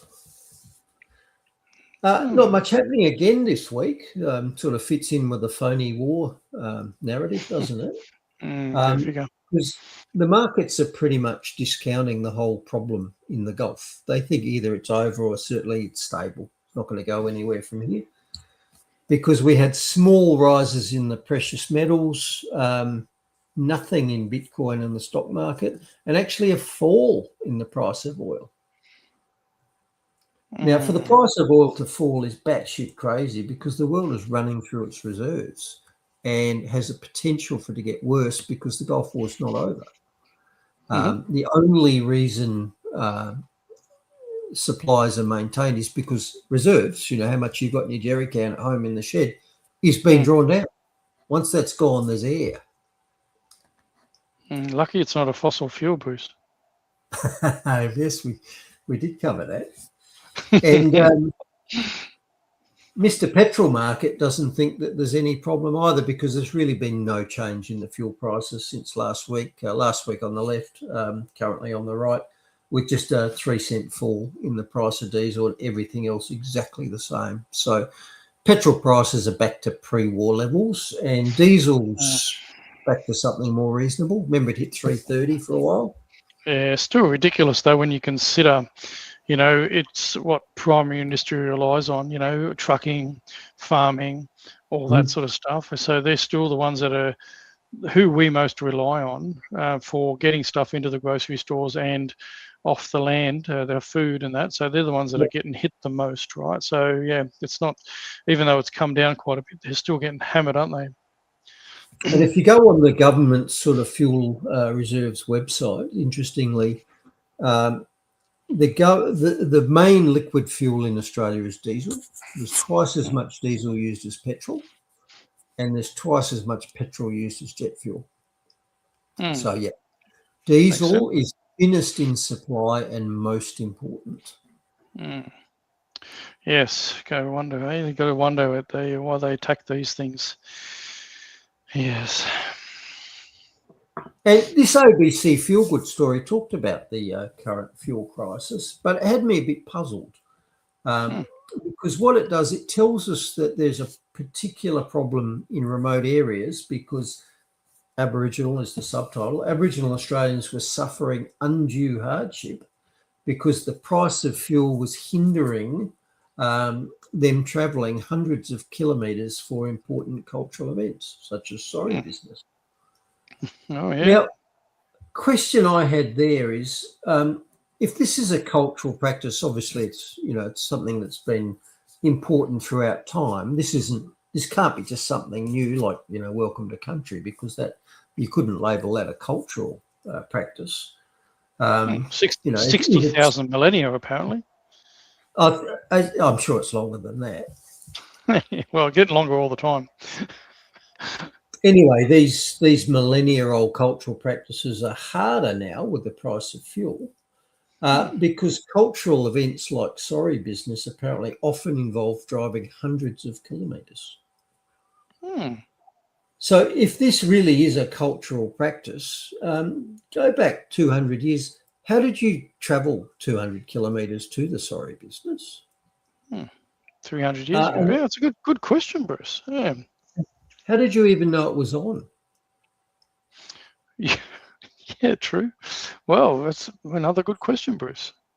I'm just questioning how long the heritage of these important cultural events is, which are now causing undue hardship because people can't attend these cultural events.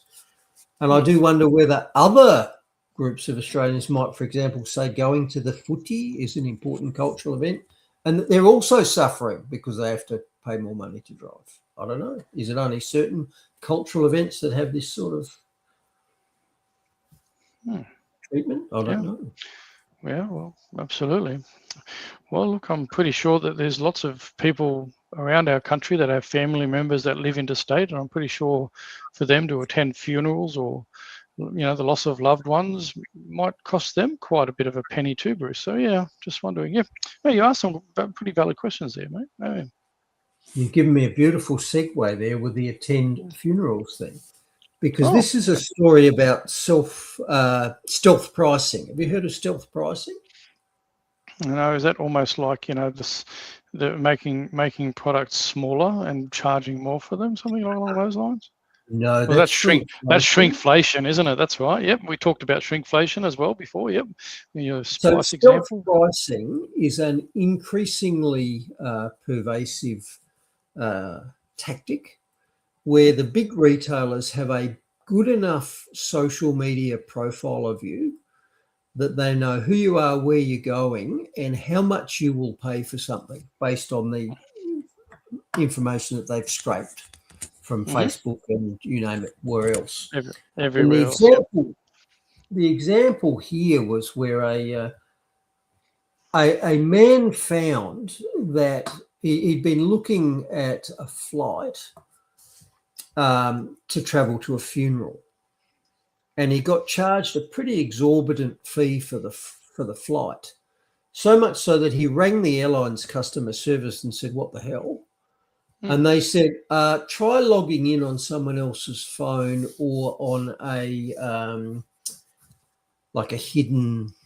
Like with a VPN, so try booking it so as we don't know who you are. Was the answer. Private browser, yeah, private session in a browser and a VPN, yep.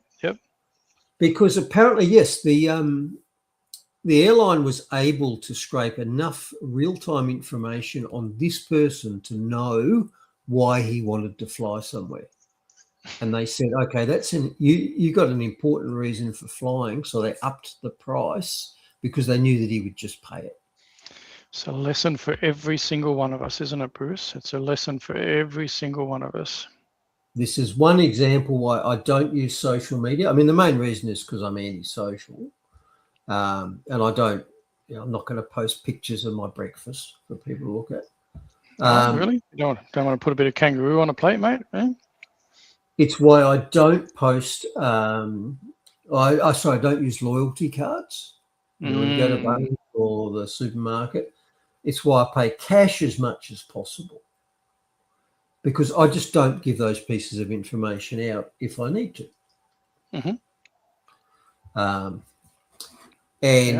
Therefore it's harder for retailers and anyone else to build up a profile of me. Now, in the military, they used to call it not a profile, they used to call it patterns of life. So if the special forces were going to go in and kill or kidnap somebody, they'd watch him for a while. Where are they going? Who are they seeing? Where are they going to be? Patterns of life. These days we call it a social media profile. Yeah, and you're right too, because I don't know if people know, but I've got an old neck and shoulder injury and stuff, and have issues and that with when I'm working from home. I've got a stand desk, so I try and alleviate sitting and standing as much as possible, but also come across a cushion the other day that I thought, I'll give that a crack, and purchased it, and then lo and behold, I got no less than 10 ads for the same product or similar product through my feed on social media. These people, they know exactly what you're up to, and there's even obviously lots of conversations about phones being able to listen to you and know what your input is and that as well. So I mean, I'm guilty of it. I'm in it. I'm on social media a bit. I try to share our stuff around as much as possible, and share stuff. But they know everything about you. And look, we can't all avoid the electronic space. But my advice to you is, if you want a truly private conversation, don't do it anywhere near anything electronic. Don't do it in your car. Don't do it in front of your television. Don't do it with a phone in your pocket. Deliberately make a mental effort, put your phone away and say to the person, just come here. And in my circle, I just say, my phone's gone flat. I'll just put it on charge. That's the signal for them to put their phone on charge and to shut up about what they're talking about until the phone's gone on charge. Yeah, no, Roger. I'll get you. Yep, absolutely. Yep.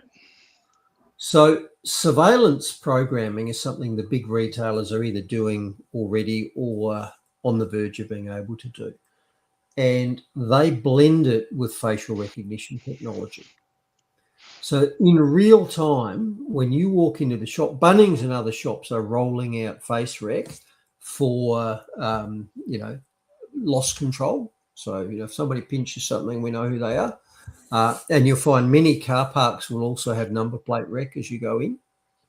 Again, just for, make sure you don't park for too long. But so in many places, you'll drive into the big retailer. They'll know your car drove in. Then when you go in the front, the face rec will say, hey, that's you. And they'll be able to follow you around the store. And you will know that real-time surveillance pricing has come in when they pair it up with the final thing which is left, which is a real-time changeable price tag. And these are increasingly appearing in stores as well. So you've got a little screen there, and when you personally walk up and have a look at that product, you'll get a price. Now, I'm betting you won't be able to see it from the sides very well, so it'll just be your price. And you may well find that you'll get a certain price and somebody else coming up there will get a different price right there. Yeah. Social credit, anybody? Well, yes, exactly. Yeah, sorry. You want to buy booze? Oh, that'll be $187 because of those nasty comments you made. And you're right, Trish. Dodging data collection is like trying to dodge peeping toms these days. Yeah, it's almost impossible unless you go completely off grid and you get a dumb phone and everything else like that. Yeah. No, I would suggest you have two compartments to your life. You have your normal life where you accept that you're getting data scraped, etc., etc. But you understand if you truly want something to be private, that's when you put in special.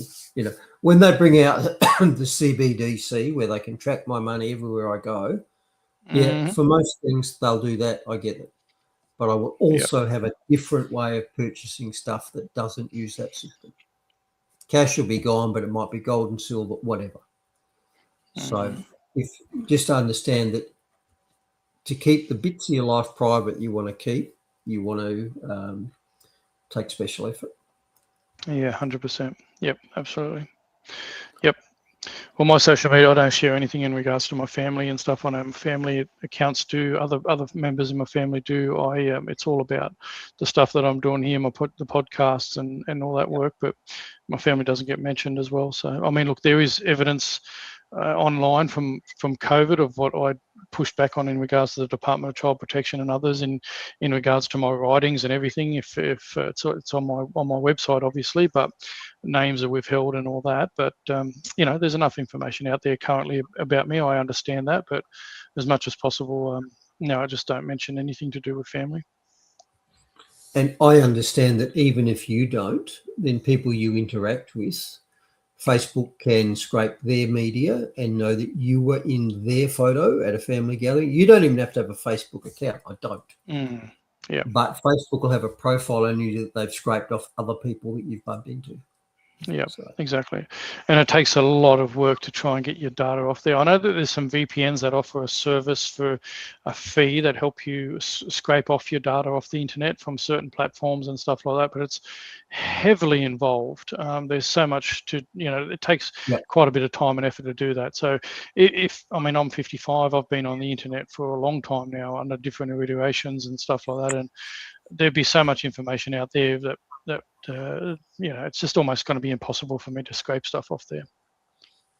Just be aware that, when you want privacy, you've got to specifically seek it.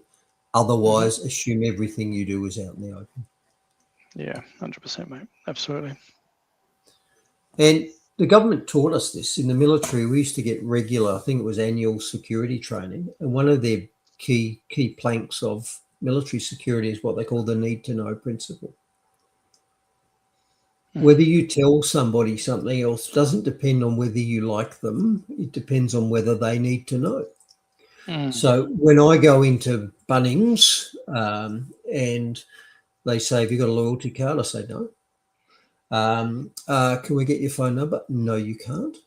You don't need my phone number. I'm paying for cash. Well, can we SMS you a receipt? No, I'm not giving you my phone number. Well, you need it for your warranty. No, I don't. I'll take a paper receipt. Mm-hmm. They've tried multiple times. You know, I go into the, I think it's Coles or Woolworths, and they say, "Have you got a loyalty card?" And I say, "What, you mean a tracking chip?" Yeah, exactly right. Yep. No. And you know, if they press, I say, "I can't give it to you. I'm in witness protection." That shuts them up, by the way. Nice work. That shuts them up. That shuts them up about as well as friend of the channel, Danny's thing, which is if you're being badgered by a COVID warden in a store, you ignore them till they get right in your face. Then you just look at them and say, "Deaf, I'm deaf." Yeah, that's right. Exactly. Also, Yeah, exactly. Good on you, Richard. See you when we see you again. And remember, to everybody that's watching, if you do have to bail, there's obviously the recording is obviously live on is there on YouTube and Rumble and there permanently. So obviously come back to that if you want to. nah, forget it. If you walk out halfway through, you're dead to me. You'll get another upset person. That's okay. No, I think Richard's going to be okay. That's okay. So he'll be -1 to the viewers list. There you go. Yeah, there you go. Diversity is divisive. Okay. Diversity. I like what you've done there. That was good. That's good. Diversity. I like that. Well, yeah. Who'd have thunk it?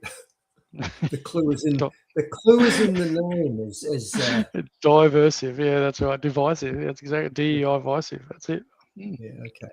So I put this. I don't know if it's a tweet or a truth or whatever the hell you call it, but this was originally a little story about McDonald's changing their free soda fill up or something in their American stores. So it's not. Don't worry about that. But it was the comment here that I've written that I thought was particularly prescient. Actually, I'll read both of them. So many of the things you assume to be normal and universal are actually a product of a high trust society. So things like, you know, I can go out, I can leave a bicycle on the lawn, I can leave my door open, you know, I won't get mugged, my shit won't get stolen. That's not normal. That's actually a specific event that happens in a specific type of society, which is what the West was built on. You know, high trust, hardworking, God-fearing, polite people. And the second bit there, when you change the people, you change the culture. When you change the culture, systems that were built for the previous population fail. Mm-hmm. I think this is the reason why we're seeing the breakdown of what Australia used to be. Increasing crime, machete attacks, theft of cars, an increasingly violent and militarized police force, an increasingly corrupt government. We have to change. We've gone to that because we've changed our culture. What we used to have, which was, you know, you thought you could trust government, the police, you could basically trust, your stuff didn't get stolen. That was built by, those systems were built by different people for a different time. We don't have those people in Australia now. Australia has changed, and that's why Australia is changing. Yeah, well, Bruce, you know, and just to be, you know, a bit of a cheeky little plug here, Bruce, that, you know, this is one of the reasons I called my platform Faith, Culture, Politics, right? Because politics is downstream from culture, and culture is downstream from faith.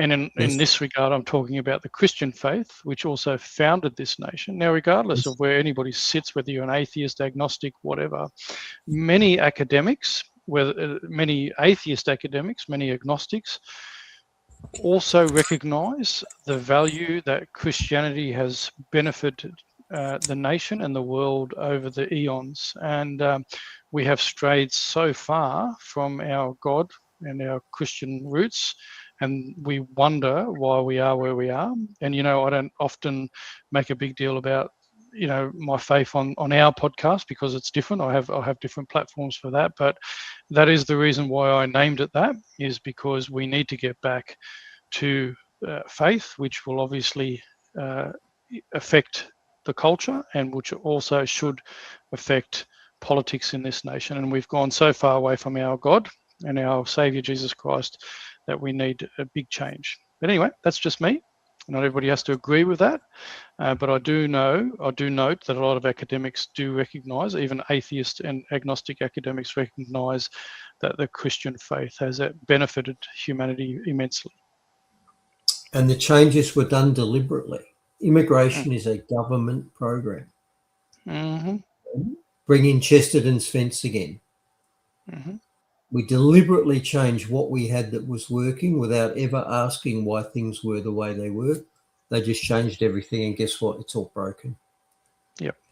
What a shame. All deliberately. The Marxists keep marching on. What a shame. All right, government overreach.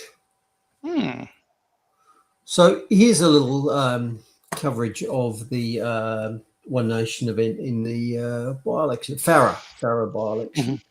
And this is a major wake-up call to the major parties, because the Liberals lost a seat that they've held for 77 years, the seat of Farrer, including the last 25 years when it was held by the same member, Susan Ley, who, by the way, resigning after she lost the leadership, which she was completely unsuited for, triggered the by-election and caused the loss of the seat. So she stormed off in a huff and caused this historic event.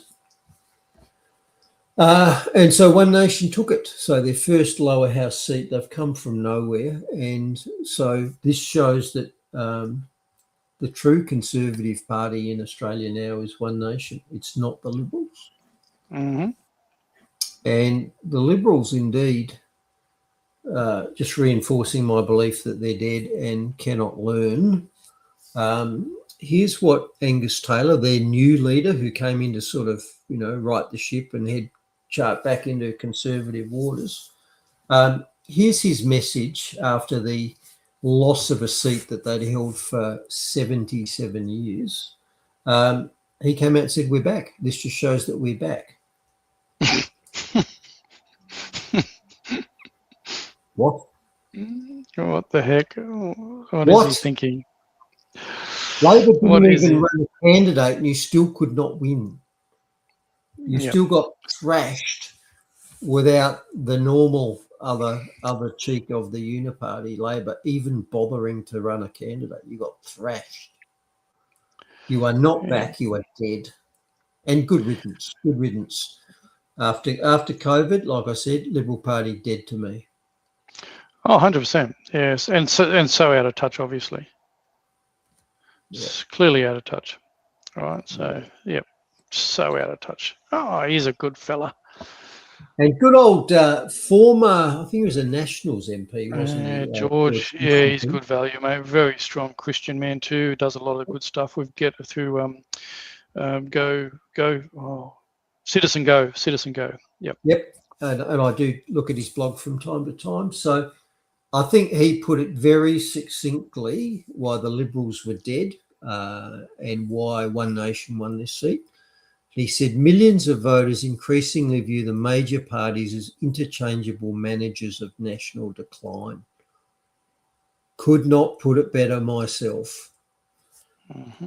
If you want to fix the country, you need something else at the helm, and it's not Labor and it's not Liberal because they're both charting the same course. Yep, exactly. And if you're not following George Christian, I do recommend it, especially if you are inclined to be, leaning towards the Christian faith. And George Christensen is someone to follow if you're not already doing so. Yeah. All right. Zombie stories. Keep on coming. Yet another run for the old racism in the AFL story. Another one this week.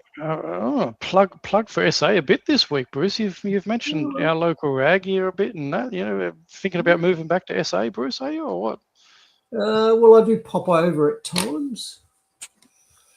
Anyway, it's happened. Despite us doing this story, I reckon at least the last 2 weeks, it's happened again. You know, like that skyscraper scene in The Hangover, you know, where they stumble out and there's a tiger and there's a stripper and there's this carnage from the night before. One guy just looks around and he says, "It's happened again."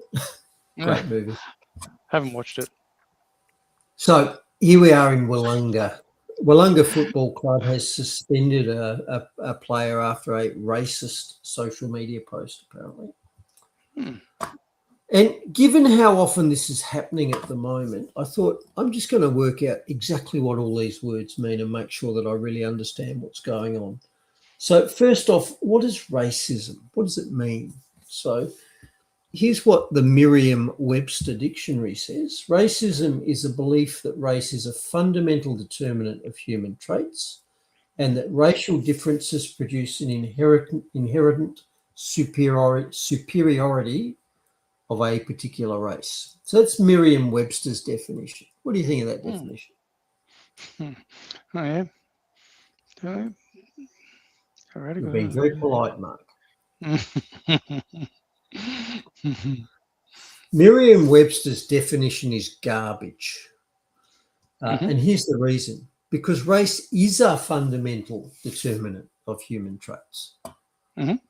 In this picture, we got 3 Maasai and a white, I think, French or Belgian woman. Can you tell which one is which, Mark? Oh, no, man, I'm colourblind. See if you can pick the Belgian woman. Just try. Oh. Well, I can't say. Is it the vertically challenged one? Is that the right way to say it? The vertically challenged one? The tubby white chick. You're exactly right. The one with different hair follicles and yeah. Oh dear. So, given that it's a false belief that race is a fundamental determinant of human traits, according to Merriam-Webster, because that's racism. Can you tell me, if it wasn't race, what produced the obvious differences between these people, in particular the Belgian woman versus the Maasai? What was it, if it wasn't race, that caused these differences? Was it diet? Was it upbringing? Was it schooling? Environment? Genes?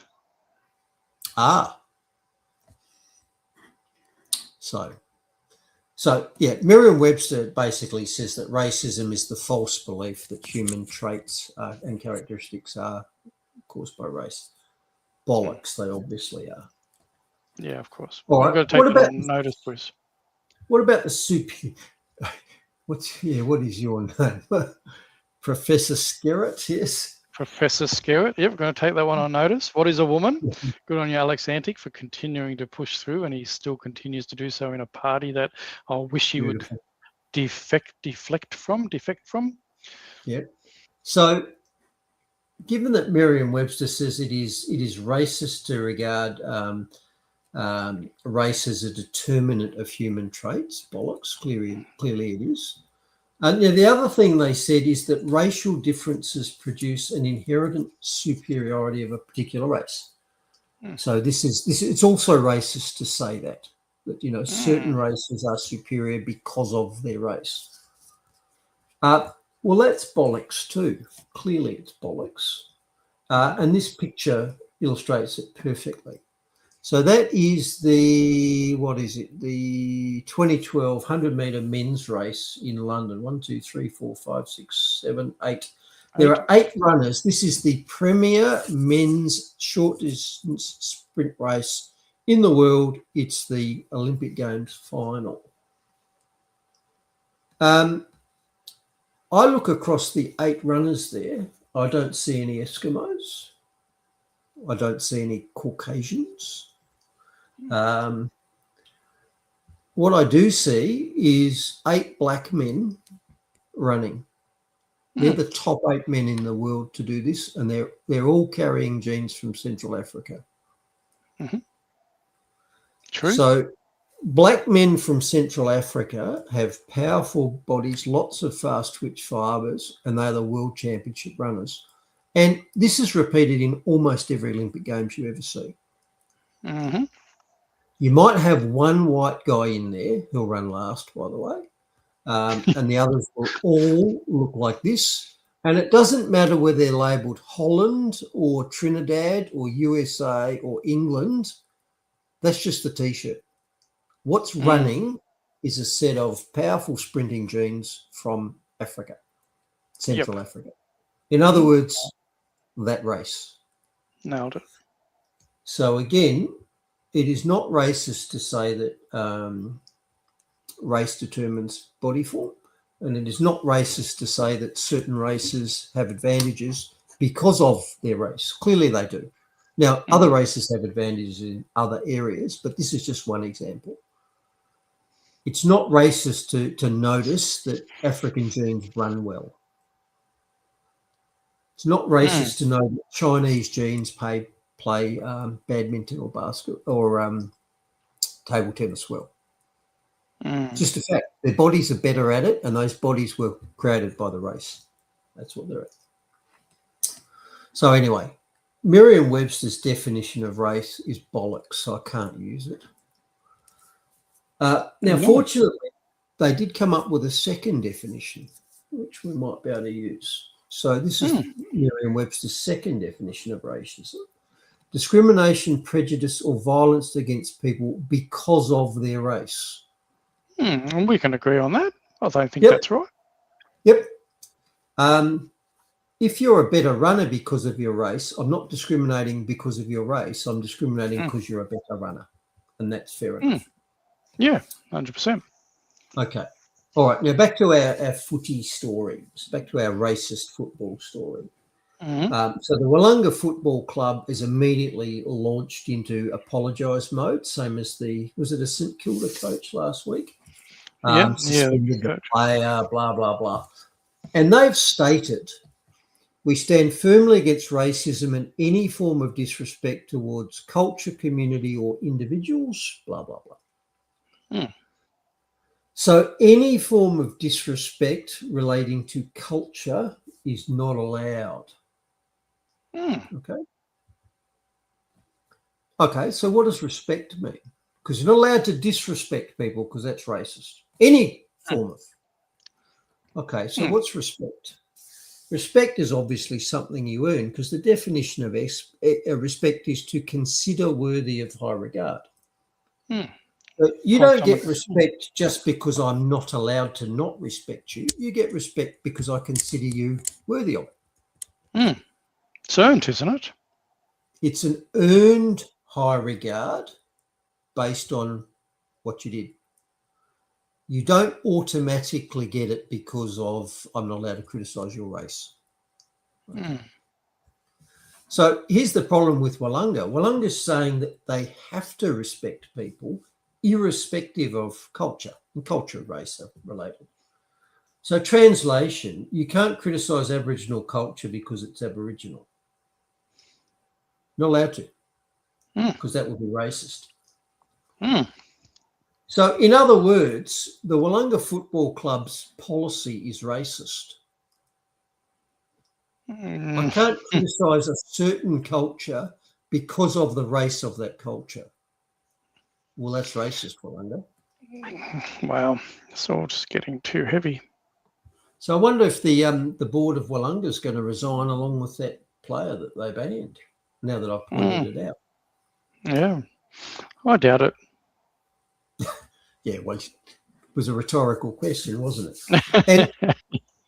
And before I move on, we stand firmly against racism and any form of disrespect. So you're not allowed to discriminate on the basis of race. We have to respect all cultures, all races, regardless, just because we have to. That's their position. But we both know it's not all cultures that get respected, is it? They don't get automatic respect in all cultures, do they? No, they do not. They do not. No, that's exactly right. So what have we got here? We've got a couple of T-shirts. I like it. I like it, Bruce. You got the colourful one. notice the difference in the messaging and the tone here. On the left and on my T-shirt, there is the horrifically racist statement and sort of verbal word assault. It's okay to be white. That's pretty lukewarm, isn't it? It's okay. Contrast it to, on the right, black lives and 3 fists in the air.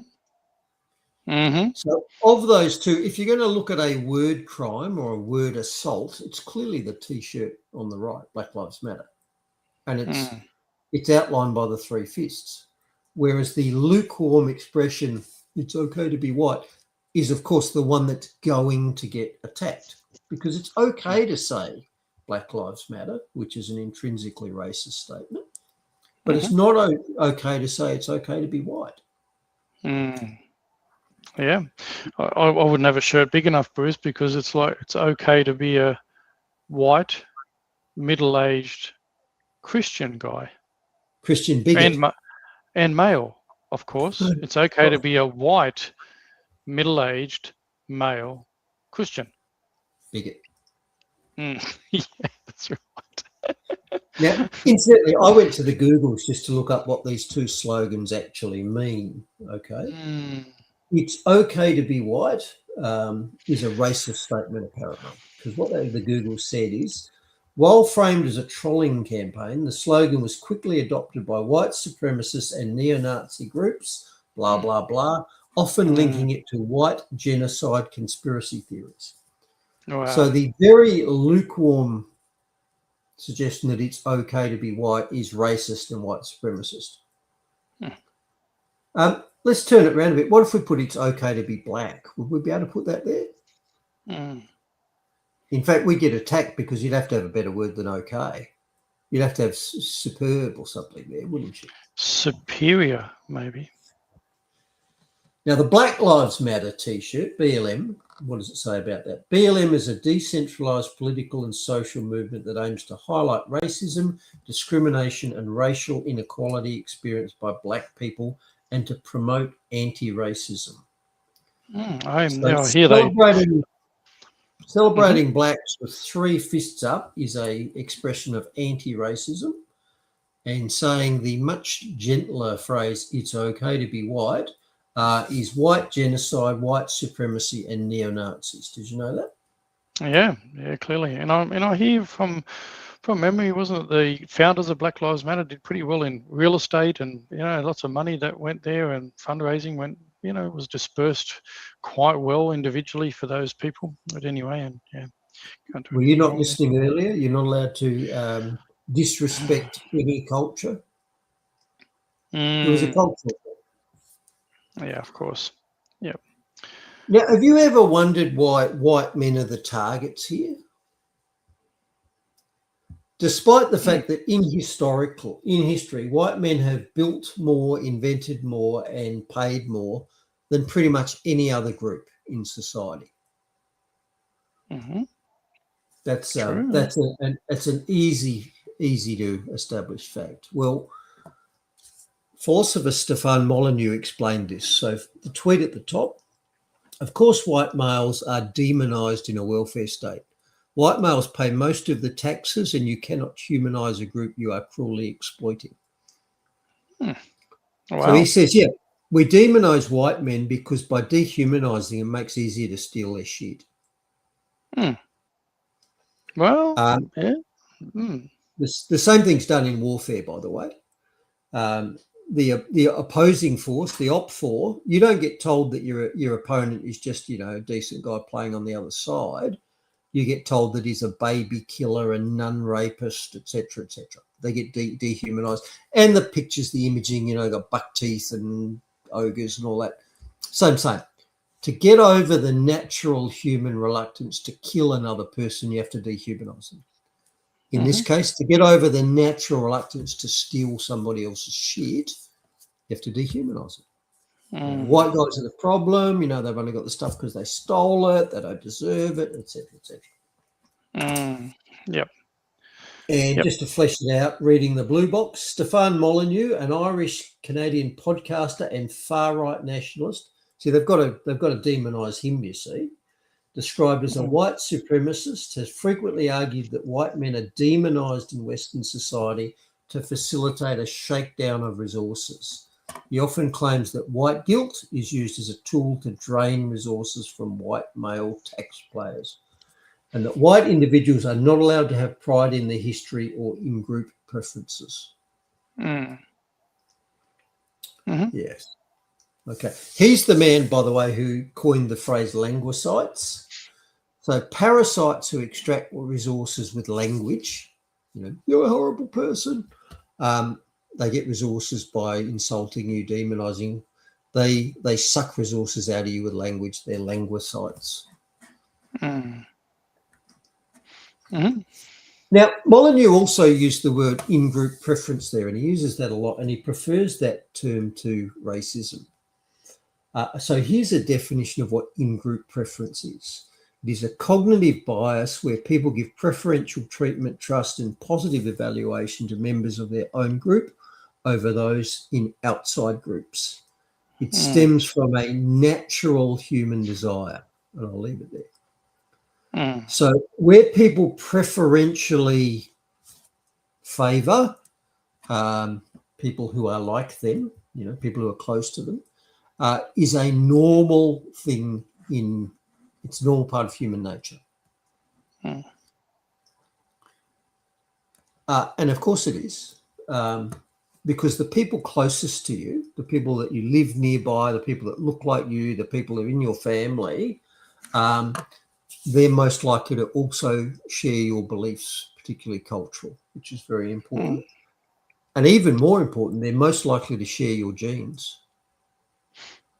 That's what the fundamental root of it all is. You are hardwired to care most of all about the people you are most closely related to.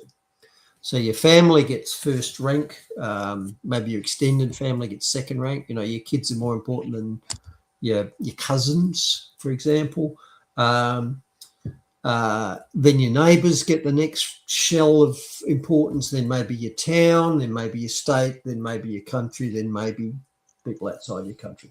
That is a natural flow on from the fact that you are hardwired to favour your own genes in other people. And societies that aren't hardwired for this disappear because this is a survival strategy. If parents gave all the money to kids in another country instead of feeding their own kids, then their own kids wouldn't reproduce and travel forward into the future. This is natural. Yep. And it's interesting to me that in-group preference is perfectly acceptable for almost every group except one. So you can have Black Lives Matter. My in-group is blacks. You can have, I'm a proud Aboriginal. You can have that. You can be a proud Jew if you like. You can be a proud Maori. You can be a proud Native American, or you can be a racist white guy. So none of those T-shirts would raise an eyebrow if you wore them anywhere except for the it's okay to be white. No fists in the air, no pride, just it's okay. So that is racist treatment of white guys by everybody else. It's not the other way around. White guys are demonized because of their race. As much as other people claim that they are, there are no special programs for middle-aged white guys. I don't get preferential entry into universities. I don't have allowances. I don't have a white guy's health centre. None of those things. Why? Racism. Yes, it is a racist country. Pauline was right. But the systemic racism is in the other direction now and has been for a while. Yeah, well, services and everything else, as we've said many times before, should be based on need, not on race. And anything, any funding, anything like that, it's about the individual need. No one should be discriminated against, and that's why I had such an issue in regards to the whole always was, always will be. Welcome to country. All the additional funding that goes to the Aboriginal community, I do have a concern with that. But in saying that, Bruce, and we've always been pretty fair in this regard. I obviously also have concerns, especially as a Christian, of instances where Aboriginal people were locked out of being able to go into a pub or a club, or just because of the colour of their skin. I mean, if they were unruly, fair enough. Whatever, people should be kicked out of establishments or whatever, but couldn't go to certain areas, couldn't travel, all these sorts of things. So look, I do accept that there's some pretty ordinary things that. Ordinary policies that the government had in place in Australia over the last 60 or 70 years, and I don't think we can push that under the carpet. As much as we do push back on the agenda that's happening these days, but I think they, even churches and nuns and everybody were involved in a lot of this. The ideas about breeding the black out of Aboriginals and that White Australia policy. I do myself as a Christian. I have concerns about those ideas that were bandied around and acted upon, but that doesn't diminish how I feel about the way things are at the moment in regards to the whole idea of always was, always will be, welcome to country, and that we should be treated differently in regards to funding for different people. And I would add to that you're basically acknowledging that governments had harmful policies in the past. In the past. Mm-hmm. You and I didn't enact those policies, and you and I didn't benefit or suffer under those policies. It's history. Mm-hmm. So we can say it was a bad thing, but we can't be held responsible for it. And as a second part, if you accept that was bad to have those government policies, why is it okay to have them now? Simply rubbing out the word white and putting black in there, metaphorically. Yeah. If it was bad to discriminate against blacks in the past, why is it good to discriminate against whites now? Yeah, because that's what it's become. You can't have both. Cake and eat it too. Yeah, 100%. That's right. You can't say that this was wrong back then. Yep. Yeah. And like I say, I'm not inheriting that guilt. I didn't do it. It wasn't done by me. I didn't benefit. I just lived my own life. And if you're a decent person, I'll take you on face value to start with. And if you prove to be a good guy, you become a friend. If you prove to be an asshole, then that's not because I'm racist. It's because you're an asshole. Yeah, that's right. I still love you, brother. But getting back to the chart you showed about neighbours and how you keep your loved ones close, Bruce, and I know that I have brought up the good Lord a bit in this in the Gospels, but here's something from Mark 12, the New Testament, the Gospels. Love the Lord your God with all your heart and with all your soul and with all your mind and with all your strength. But the second is this: love your neighbour as yourself. There is no commandment greater than these. Now, if we actually lived in a world where the government, when people weren't trying to propagandise us and push us against each other, that would work quite well. But we have a deliberate attempt to divide us through all mechanisms, Bruce. And I've talked about this before, and pretty sure I'll get some pushback. I do genuinely believe, regardless of whether you happen to be black, white, brindle, whether you happen to be African, Jewish, Muslim, or whatever, I 100% believe that there's machinations behind the scenes. And being a Christian, I also believe in the enemy, the great deceiver, the master of the lie, and who I believe is responsible for all the division that's happening in the world. And there's a select group of people that actually follow that mantra. So I believe a lot of the stuff that's happening in this world isn't because people inherently hate each other. It's that they've been propagandized and instructed to hate one another, and this is all just a big game. And I think we all need to take people, like you say, on face value and who they are, and not fall into the propaganda and the lies that the enemy's trying to spew. And that's just me. That's me. Christopher Martenson talks about the rats in the cage phenomenon. So if you put a rat in a cage with an electric grid in the floor and you periodically shock the rat, it sort of jumps up and grits its teeth and then settles down again. If you put a second rat in the cage and you shock it, both rats attack the other one. So governments benefit from having everybody a rat in the cage. We're all fighting each other and we're not looking upwards and noticing where the problem's coming from. That's the That's the rat in the cage. And let me hit one other point here, which is what have we got here? CW. In America, blacks talk about the old world slavery like they don't know anything about it. Now, modern thinking is that slavery is bad. Most people would not argue with that.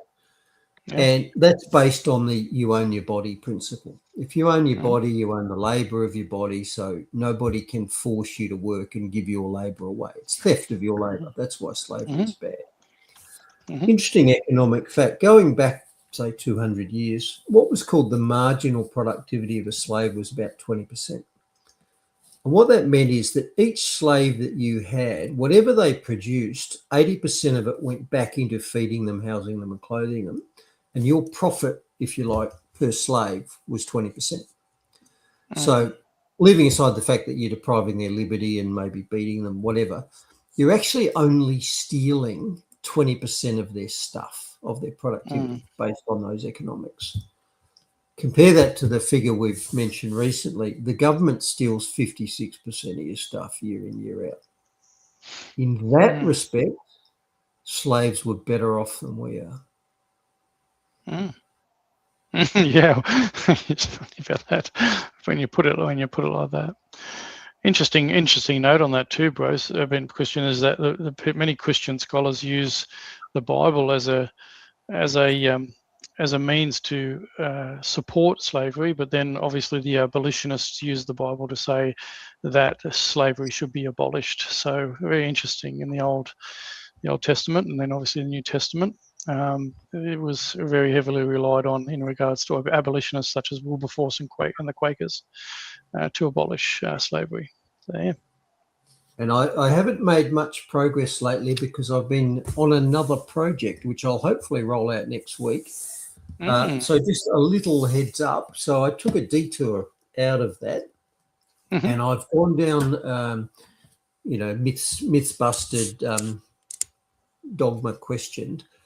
And I've looked into the is evolution possible rat hole and looked at quite a number of sources. And basic conclusion is that evolution as a means of producing the wide variety of life on Earth and how they change is not only is it mathematically impossible, it's actually structurally impossible. And I'll talk about that next week. So I'm not saying I know where the abundance of life come from. I mean, there's a literal biblical description, but I'm going to present some very plausible arguments that whatever it is, it wasn't evolution. The mathematics cannot possibly have worked. Have you heard about this before? Oh, some forms of it. Yeah, there's been lots been bandied around. If you follow creationist websites and creationist commentators, it's quite a bit involved in that. Yeah, it's quite interesting discussions. But I have my own thoughts and views on that as well. You and I had a brief chat about that. But yeah, be really interesting to see what you bring us next week on that, Bruce. Very interesting. And again, I like exposing or questioning things that everybody just knows, because that's what we were all taught. And then going, there are people who disagree with this, and here's what they say. That's why I did the moon landings, for example. Yeah, no, exactly right. You presented that and said, here, this is what others say. Exactly right. That's about bringing and then the audience can discern the information from there. And as always, we recommend that they go and do their own research and investigations. Hopefully the conversations open up people to look into things a bit more themselves. Yep. You've heard abiotic oil is another one. We all know it's a fossil fuel.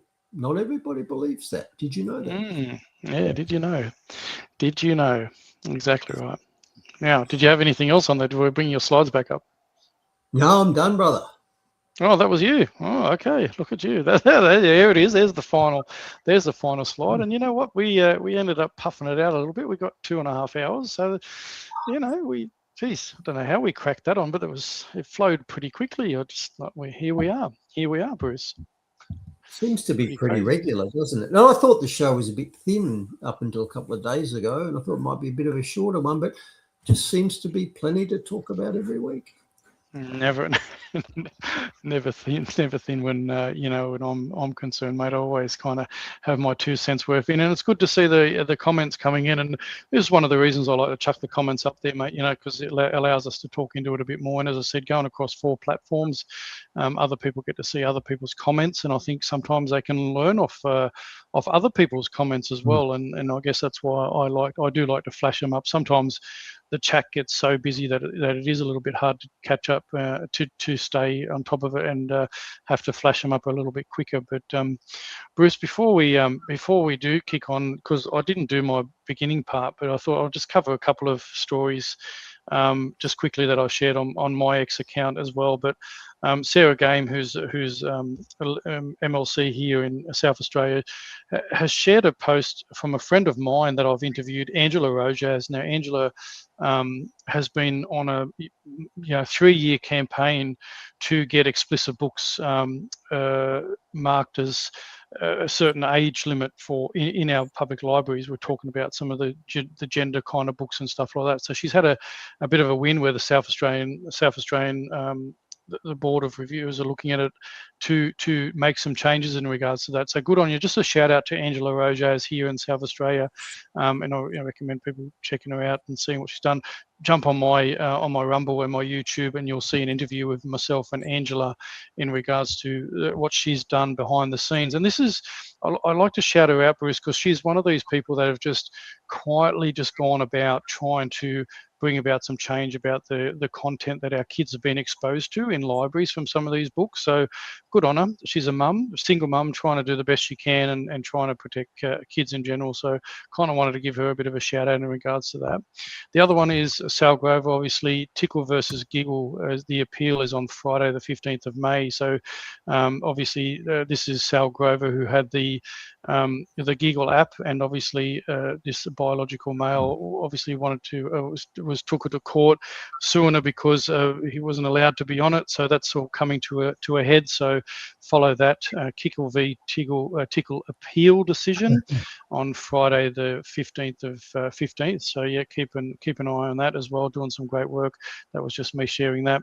The other thing, David Pocock. Now David Pocock's a bit of independent, greeny, left-aligned teal, but he's talking into something that I also think I think we need to talk into more. It's about the lobbyists that have access to our governments. I think we do need to definitely keep an eye on all the lobbyists that have access to our government. So definitely keep an eye on that from us. And obviously Professor Ian Brighthope, who is an absolute legend, he's got another article out. I shared it on X, but he's put the whole article on his X account, Professor Ian Brighthope. 100% recommend reading that whole lot. It is quite lengthy. Saving our democracy, what do we do? So if anybody is following Professor Ian Brighthope, he's an absolute gentleman, a real trooper. So doing some great stuff there. And obviously we talked about the Farrer by-election, but this really surprised me. This was a recent court case where someone that had sexual intercourse with a person under the age of 14. So this person was 13 years old, this child, and the maximum sentence, Bruce, is actually life imprisonment and sharing content over the internet, and that is 15 years.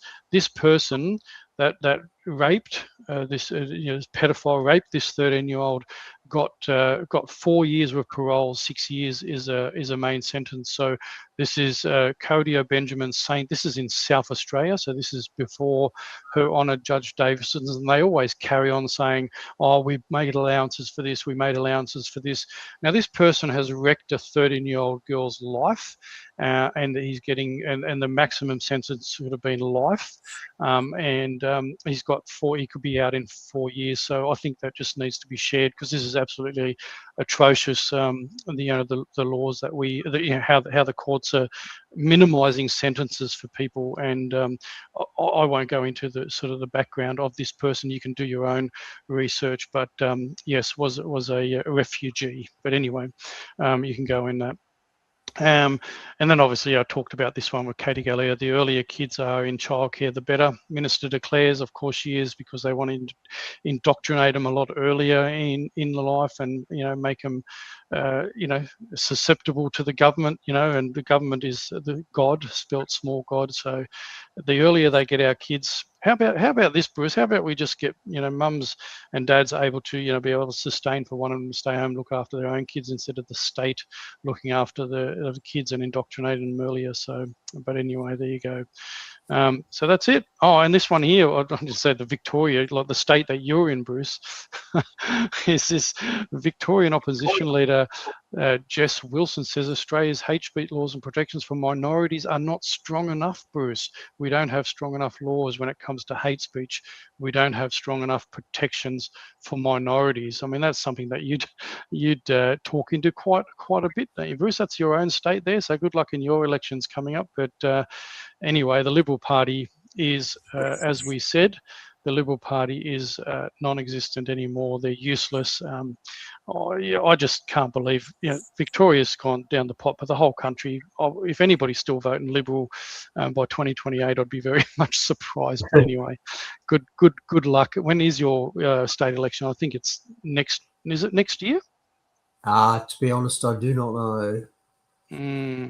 Yeah, it wouldn't be long. I think it's Victoria, then New South Wales, and I think, and then it's the federal after that. So we've got a few elections coming up, state elections, to see how One Nation might perform in those elections. So watch this space.